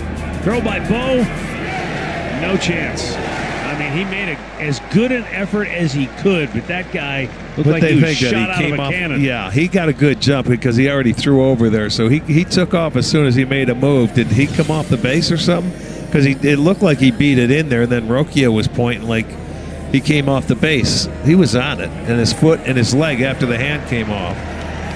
So there's no challenge. Sure, they're going to look at it. John Rave now has the runner at second base, so now, even with a 2-0 count, he could bunt him over to third. Absolutely right. Or he might just let him pull the ball to get him over there if he feels more comfortable. I'm thinking, well, they know him. We haven't seen him before. He's going to bunt. Took it for a strike. And before this at-bat took place, Q, their manager, ran up and had a chat with him, knowing that he was pinch running for Frazier over there with Tolbert. Popped it in the air to Hosey. He makes the catch. It was over his head. He had to reverse course and reach back in foul ground to snare it for out number 1. Look at Hosey, yeah. Don't test me. Tried to bunt a double. Popped it up. You know, and we see it continuously. A lot of these kids coming up have a tough time trying to get a guy over, sacrificing. And we got Fermin coming out to hit now for his bell. Why do we see so many guys jab at the ball? I don't know. And their bat is behind the plate, and it's almost impossible to put it in fair territory unless it just clips perfectly. I mean, we always heard as kids, you're playing catch. Just let the ball come to you. You're just playing catch with it. Boom. Well, Easier said than done, obviously. Well, it is, but that's something that these kids should learn coming up. Your job is to get them over, especially when you don't have a good offense. You better learn the fundamentals of how to bunt. So Freddie Fermin bats for Kyle Isbell. Go ahead, run in scoring position.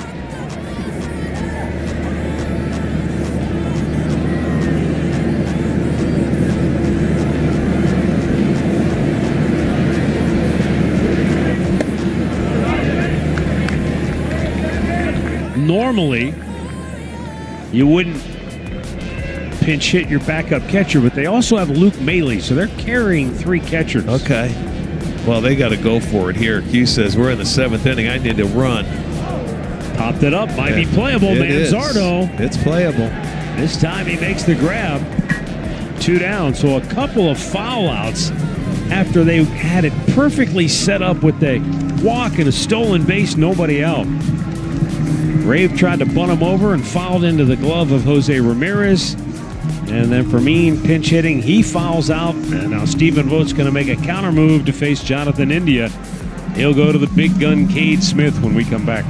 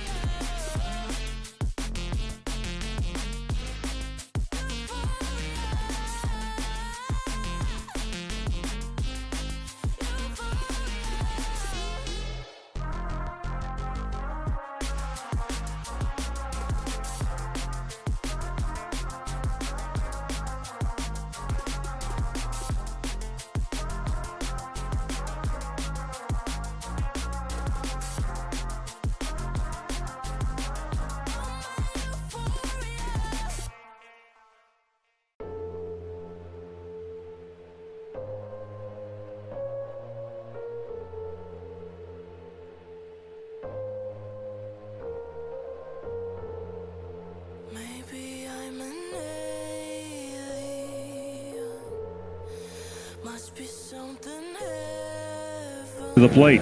Go ahead run, second base. Cade Smith fires and a fastball strike. Cade Smith's 46th appearance on the year. 64 strikeouts in 43 innings of work. Oh my goodness, how about that? Manzo with the flip, man. Cade Smith takes the feed to retire the side. 7 in the books. In Kansas City, we're deadlocked at 2. We're coming down the stretch.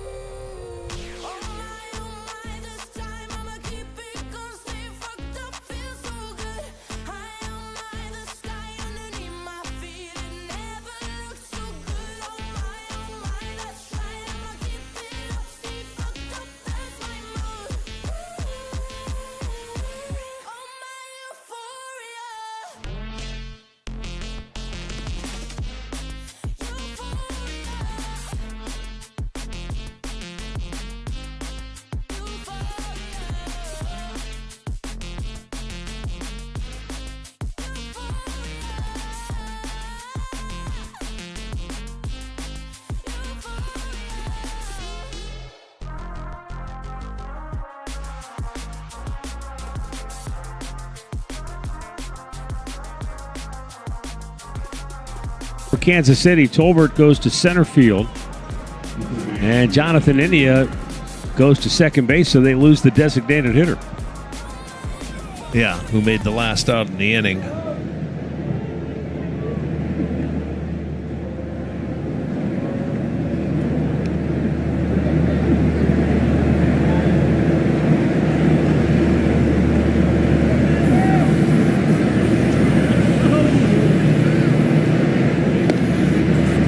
Jose Ramirez takes a strike.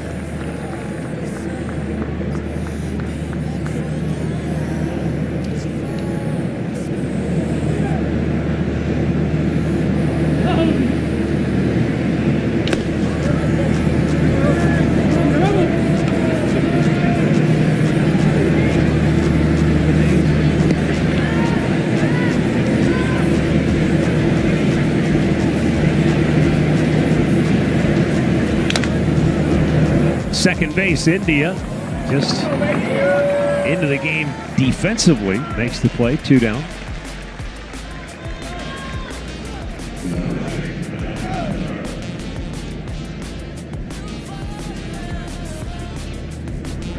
Now Kyle Manzardo, who doubled in the second, flied to deep center in the 6th.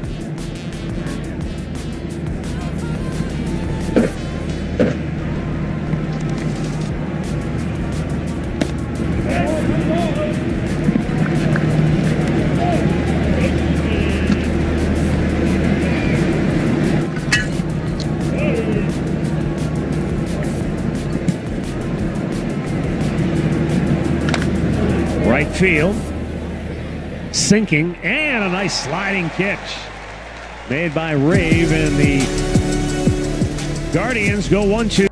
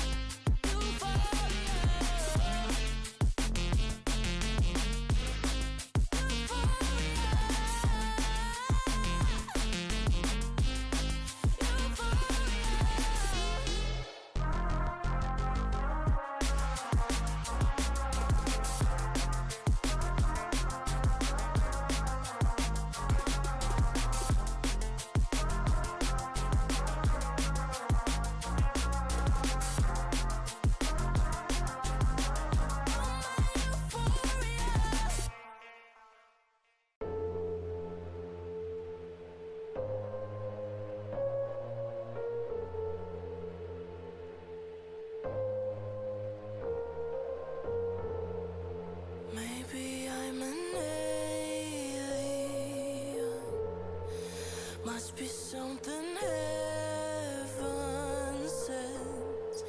Payback for the love I spent.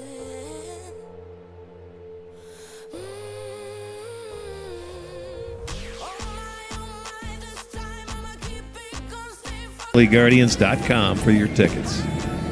Fastball strike to Bobby Witt, who is 0 for 3 on the afternoon. Reached on an error in the 4th and scored a run. Ahead of the homer by Michael Garcia. Big swing and a miss. Those are the only runs for Kansas City. Cleveland, a leadoff double. Turned into a run on the 5th. Daniel Schneemann a single and scored on a double by Bo Naylor in the 7th. Schneemann has scored both Guardians runs today. Cade Smith backs him up with a fastball, 1-2.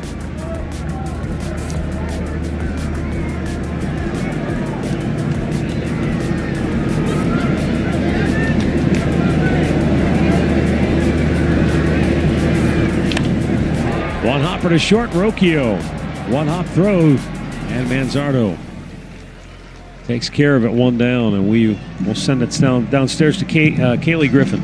Well, Matt, I asked Stephen Vogt earlier about the biggest challenges from a manager's perspective of playing two, and he said the bullpen is number one. You can't take as many chances in game one because you have to think about both games, but he said we do have 9 very good bullpen arms out there that we're going to deploy to win games, and we feel really good with Gavin and Tanner Bybee on the mound. But he also said we have to see how our position players' bodies are holding up. Who can play both games in the field? Who might need to DH? How do we make sure we're maximizing matchups while putting the best guys out there while not running guys into the ground because we're in the middle of 13 in a row? And I have to mention the heat is certainly playing a role right now with a 6:15 start. Pasquantino sends Angel Martinez to the warning track, 2 down. Yeah, Kaylee, it's not like you just show up, fill out the lineup card and give a speech, go get him. Man, there are a lot of different things a manager has to contend with and juggle in his mind. In this heat, too. Yeah. I mean, that's one of the reasons why Carlos Santana, 39 years old, is DHing game 1. Hoping you can use that spot, probably, you would assume, for Jose Ramirez in game 2. Yeah, and you've got another game tomorrow. Day game, 1 o'clock. 3 in 24 hours presents a lot of challenges. It's the third time we've done it this year, and we've got one more to go in September when we get to Minnesota. Yeah, that's a tough go late in the year when you've been grinding. You get double headers. Tough to do. Fastball strike low right at the bottom of the zone. And Michael Garcia has been a tough hitter today. The 2-run homer in the 4th, then he tripled over the bag at 3rd in the 6th inning. And Cade Smith just blew it right by him. We move to the 9th, deadlocked at 2.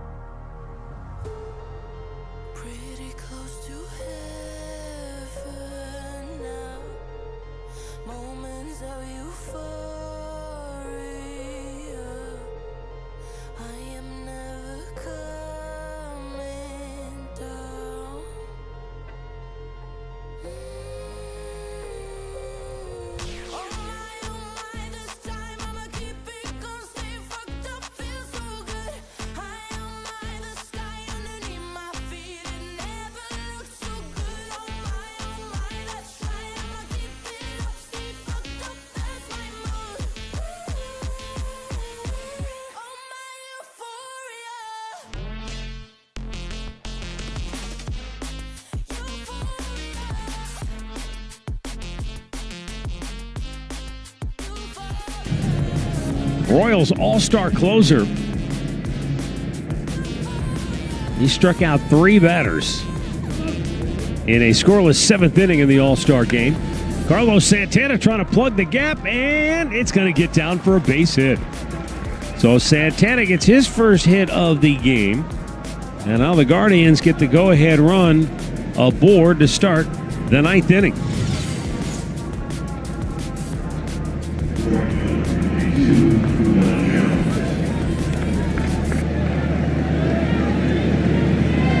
Unlike Kansas City, the Guardians, they do not have a speedster on the bench for these kinds of situations. situations. The pitch run, right. Take a chance for a stolen base. Nolan Jones looks at a breaking ball for a strike. It's a slider, and it's in there.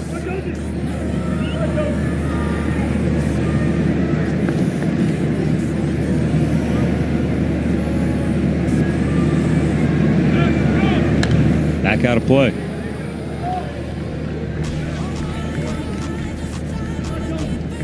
In that 7th inning scoreless appearance, Estevez struck out Fernando Tatis Jr., Matt Olson, and Kyle Stowers of Miami. And then 3 days later, he blew his 6th save of the year when Stowers took him deep with a 3-run homer.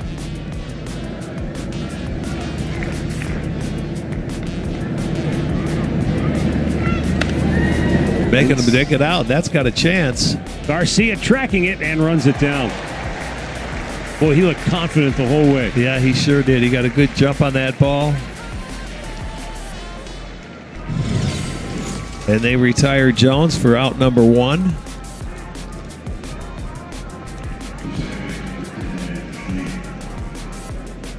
So Daniel Schneemann, who the Royals have not had an answer for so far today. He has walked, doubled, singled, and scored both of Cleveland's runs.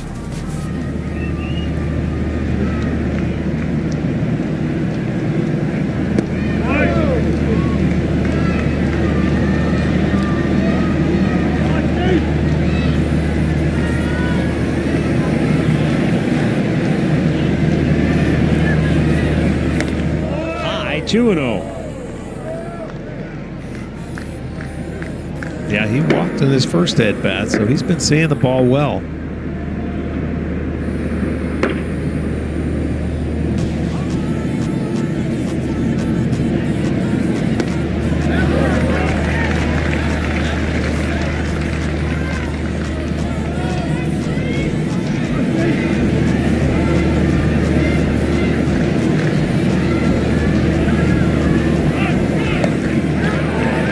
Whoa. Borderline pitch. He gave that one to the pitcher Estevez. And it's 2-2.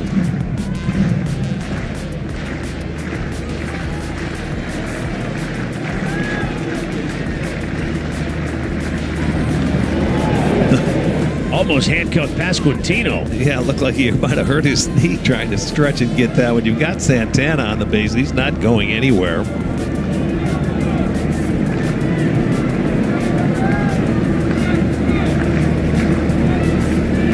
Three and 2.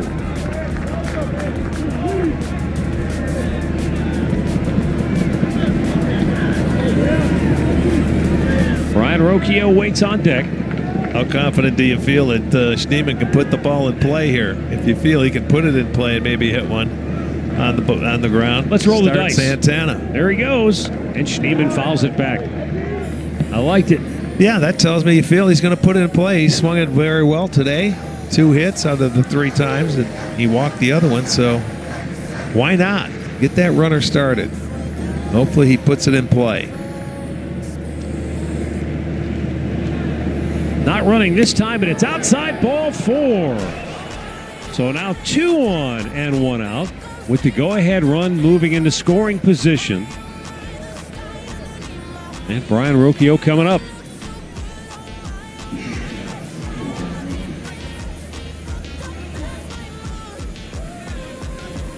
Rocchio walked in the 7th, and he was the guy thrown out at home plate. That would have been the go-ahead run.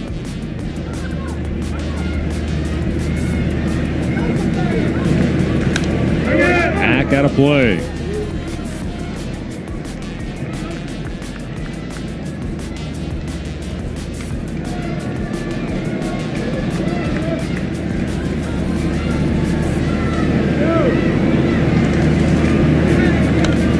Again, out of play.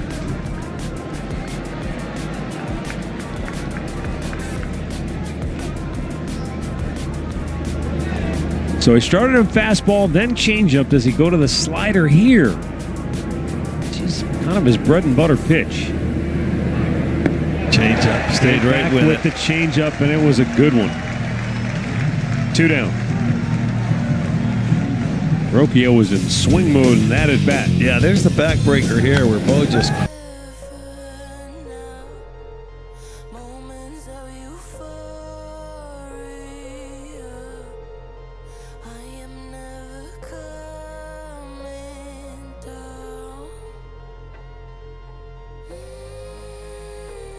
Ball game.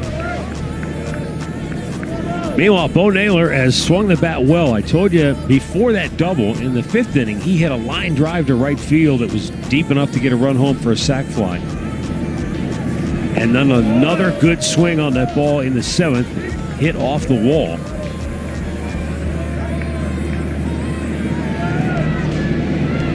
He's been on base now 6 times in his last 4 games with 3 extra base hits.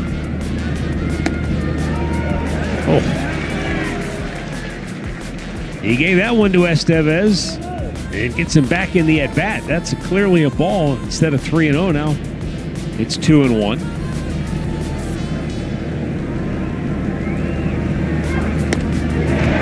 And then he powered a fastball by him. 2-2.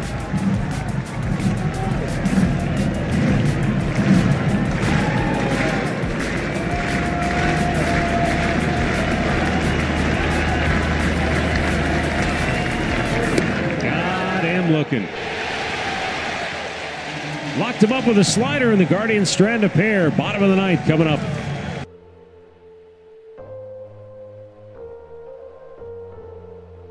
Maybe I'm an alien.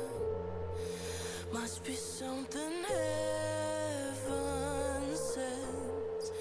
Payback for the love I spent.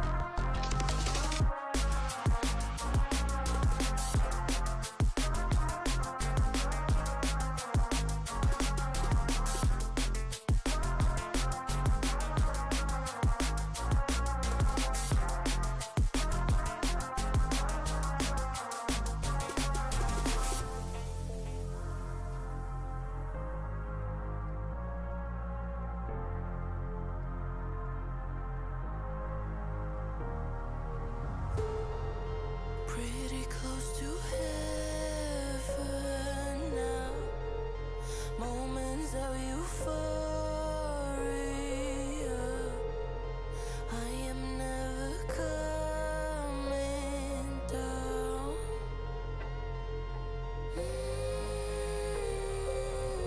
Oh my, this time I'ma keep it going. Stay fucked up, feel so good. For the 9th, deadlocked at 2. Hunter Gaddis on to pitch. Sal Perez, MJ Melendez, and Tyler Tolbert due up for Kansas City.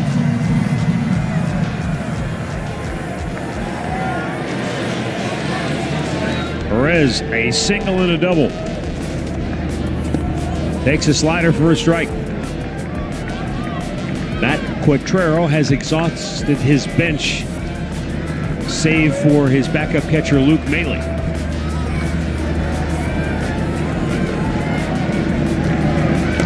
Little sliver, and it will stay fair. The flip by Bo, what a presence of mind! And the execution to boot. He had to because Gaddis wasn't going to pick it up. He could have picked it up and flipped it. He was going to let it go foul, and I don't think it was going to go foul. No, it was definitely going back into fair territory. He should have picked it up, but watch Bo. He's following him, and he was waiting for him to pick it up, but he didn't. And then the quick flip, thank goodness that Perez doesn't get down the line. Boy, big out. Like an option quarterback back in the 1970s, Bo Naylor with a perfect flip for out number 1. MJ Melendez with a high fly ball to right field. Back goes Jones onto the warning track, 2 down. Rick, it's almost like MJ Melendez has one swing, and it looks exactly the same every single time. He's flied out 3 times to right field today. 2 really high balls, and this one a little bit off the end of the bat. It wasn't going to go out. I know we don't see him every day, but would you just... Am I crazy to think maybe there's a little too much uppercut in his swing? Well, yes. When you're hitting the ball that high, yes, I would think so. You'd think you want a little more backspin. Well, he had that zone when he was up here. That's why he couldn't hit for an average. Well, 2 down. Tyler Tolbert, 0 for 2. I'm sorry, Tyler Tolbert came on as a pinch runner for Adam Frazier, who was 0 for 2.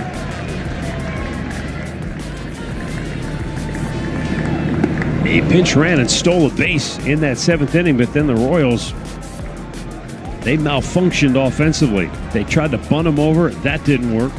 They went to a pinch hitter. He fouled out, and then the potential go-ahead run never got off of second base.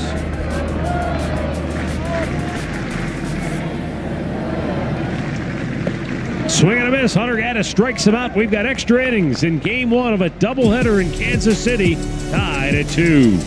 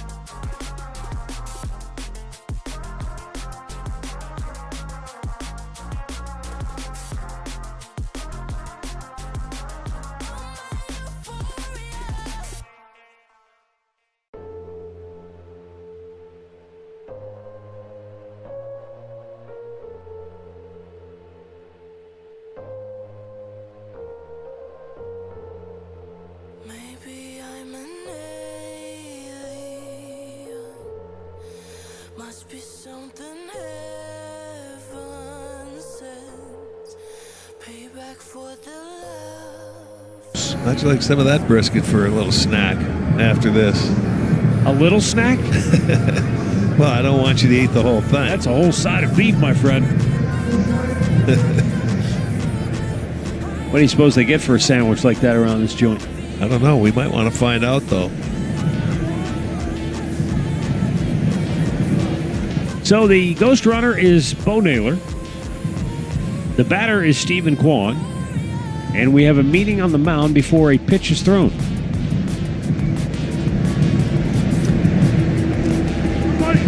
Sal Perez wanted Pasquantino in on the conversation with Cruz. Kwan is 0 for 4. Garcia, even with the bag at third. Off the line. Kwan takes a fastball strike.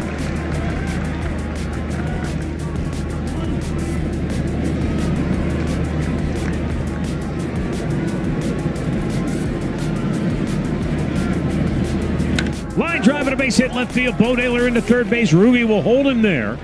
quickly up with the ball was MJ Melendez and got off a good throw to his cutoff man.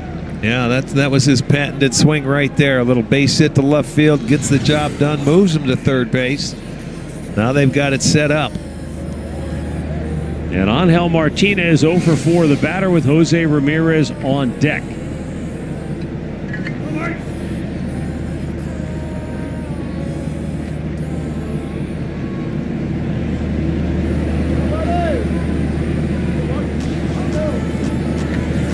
Infield in.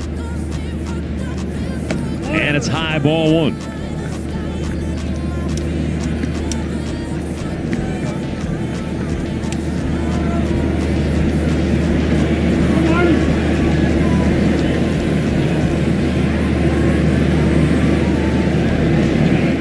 High again, 2 balls, no strikes. Oh, yeah, you can just shrink it now. Look in your zone and don't go away from it. Angel hit the ball hard in the 6th inning, was a line drive out to the right fielder.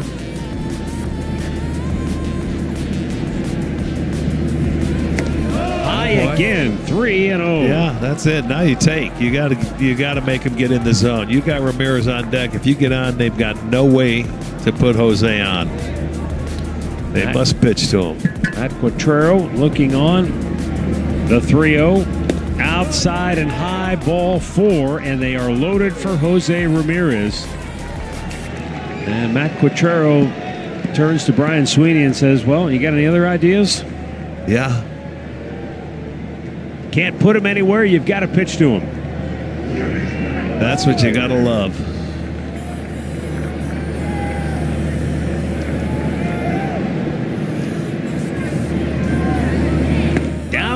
Ball 1, and Cruz just cannot find home plate. And Jose's got to make sure he can get in the strike zone. You just don't want to help him out here.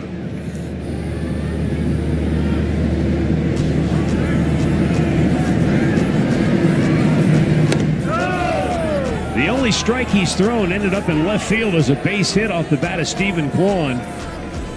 And now even Sal Perez is like, oh, I got to do something. Just to change the mojo, maybe.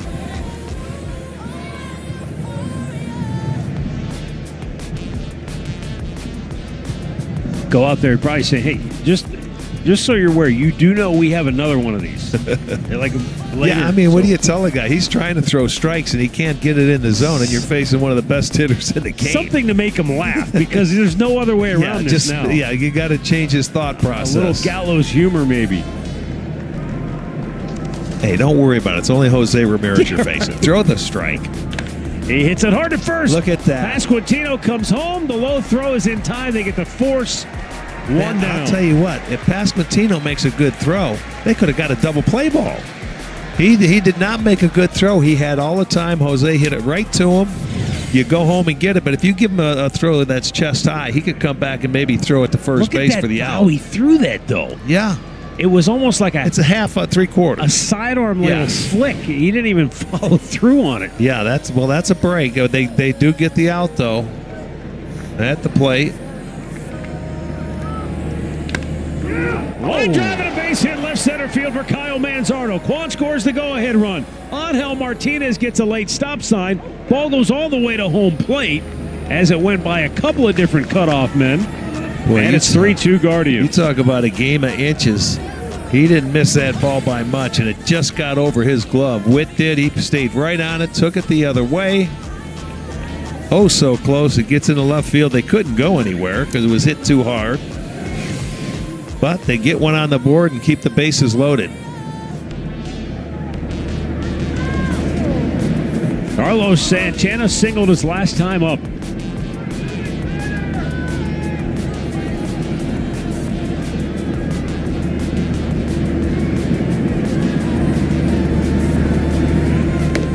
Here's one I would think, for the longtime veteran Santana, you think small and maybe something big will happen. You just think, give me a ball to elevate. Let me get that run home from third. Something I can drive to the outfield.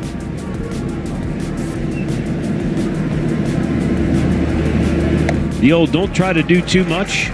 Yeah, and next thing you know, you look up and you're down 0-2. When you're in a when you're struggling. It seems like it's always the case. Yeah, that is. But, when he's going okay, you say, okay, it'll be a 3-2 count. He'll get it back into play, you hope.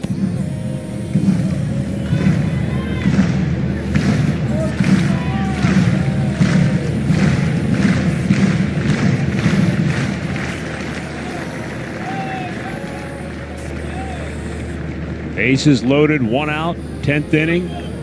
1-2 pitch, fouled and out of play.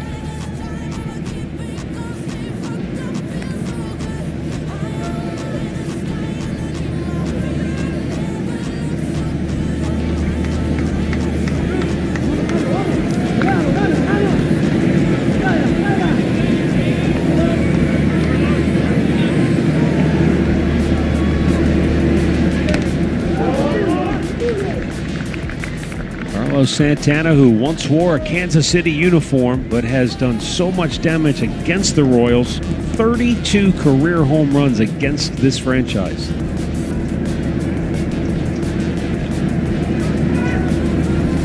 Bases loaded, 1 out, 2-2. No, he steps away first. Yeah, that clock was running down on him. He had to step off.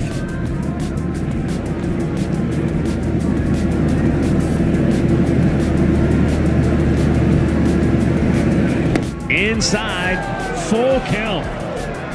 You know what? If it wasn't so clunky, Santana's nickname should be from 0-2 to 3-2. That really should be his nickname. It happens a lot. All the time. You see it at least once a game.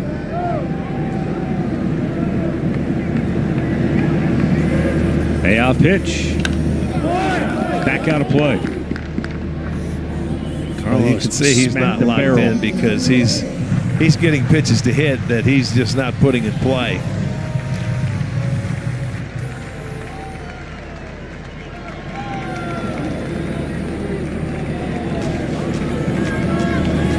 Again, the 3-2. Got it. 2 down. Helped him out there. Third strikeout of Santana on the day.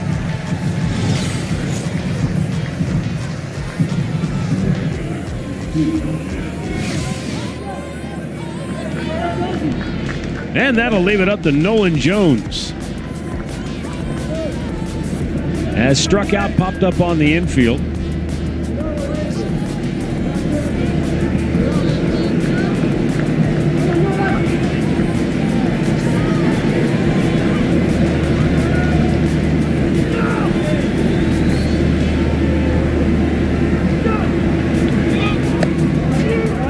Outside, ball 1.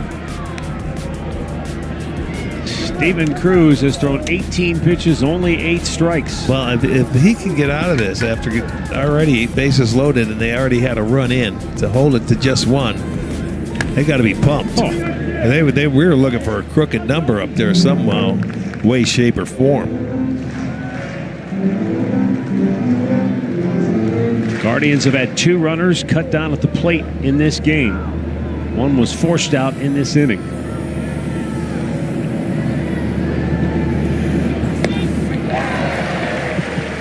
Little tardy on that pitch. 1-2 the count.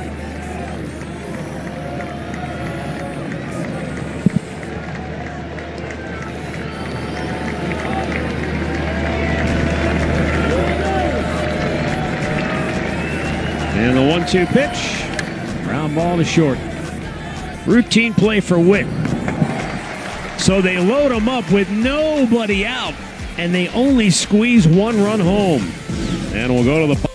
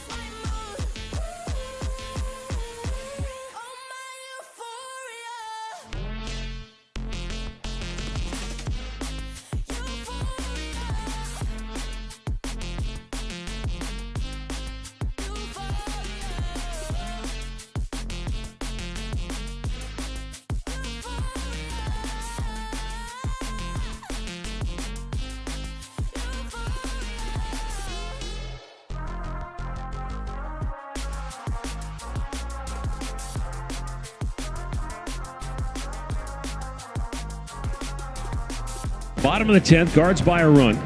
Batter is John Rave.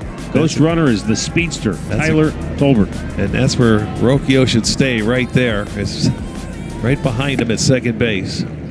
Wow, good pitch. Call a ball.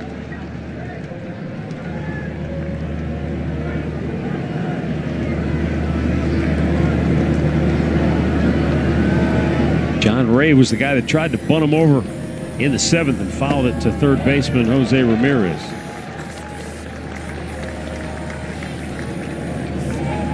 Luke Maley is on deck to pinch hit for the pitcher.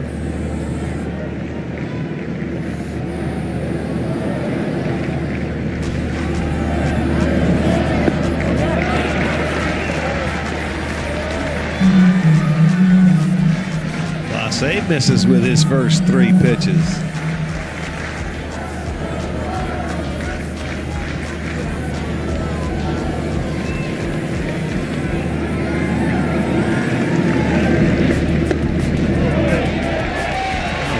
Strike zone.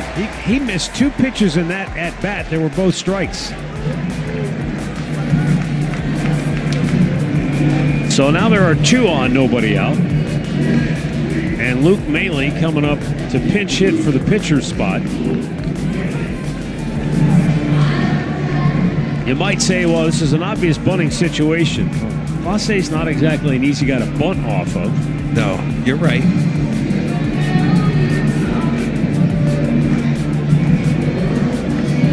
But Luke Maley's been at it a long time in his career, and he knows how to do the little things. We'll see how he feels best about getting those runners moved along.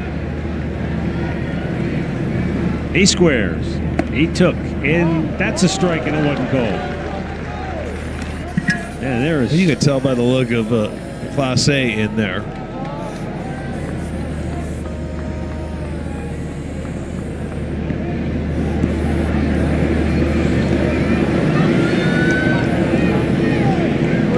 Pinching at the corners. Oh, they got him. The throw to second in time. They picked him off. Unbelievable. Tyler Tolbert strayed too far, and what a job. Clase turned and fired to Schneeman, who slapped the tag down. Boy, that bails him out right there. There's no way he's going to go, especially if he isn't stealing. You've got to let the bunter try and get you over there. You have enough speed to get there. You don't have to worry about a jump. But what a play to get it out. In the past, Stephen Vogt has credited his bench coach, Craig Albert, as the guy who usually puts that play on. Whether it's sensing something from the other side or just reading the game as it comes, they've been successful at least 2 or 3 times. Yes, they have. They've been very successful.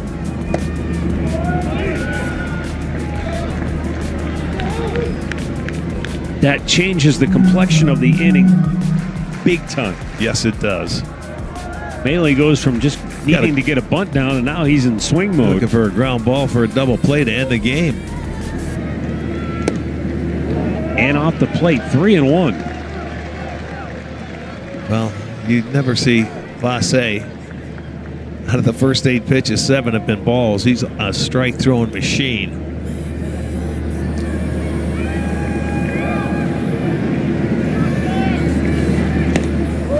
Well, Luke was going for the downs, and he came up empty, full count.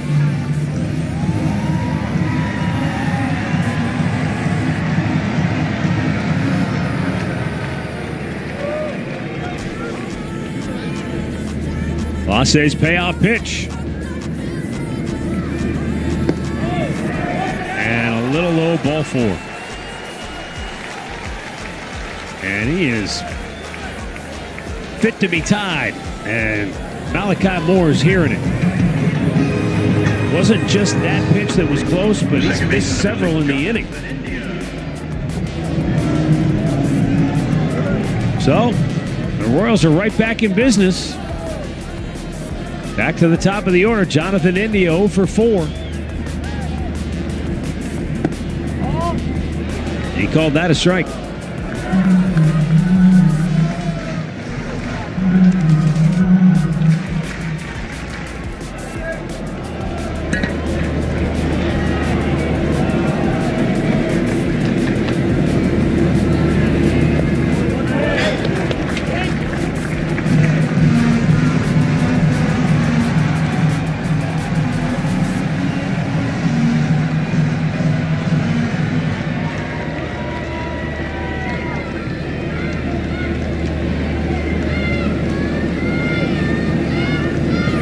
The 1-1. That's Yes. right there. Sure was. You know, the bad news here, Rick, you got to face Bobby Witt Jr. unless India somehow hits into a double play. No doubt. That's what I was thinking. That's the one guy that he's their Jose Ramirez, the guy you really don't want to have to pitch to. Well, yeah, if you can get the double play, it'd be great. If not, you're going to have to face him with the 2 walks.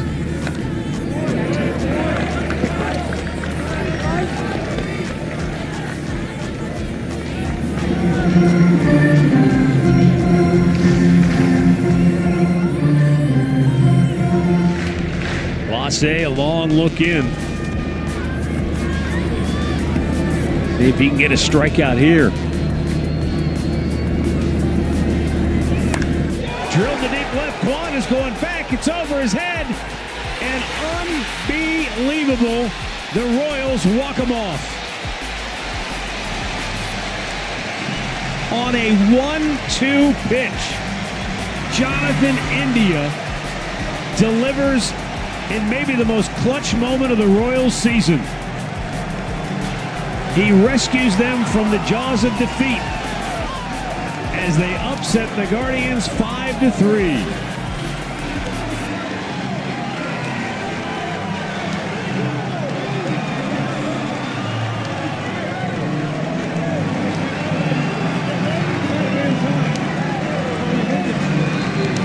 Talked about it at the start of the game. He had not been the Jonathan India that the Royals thought they were trading for this year.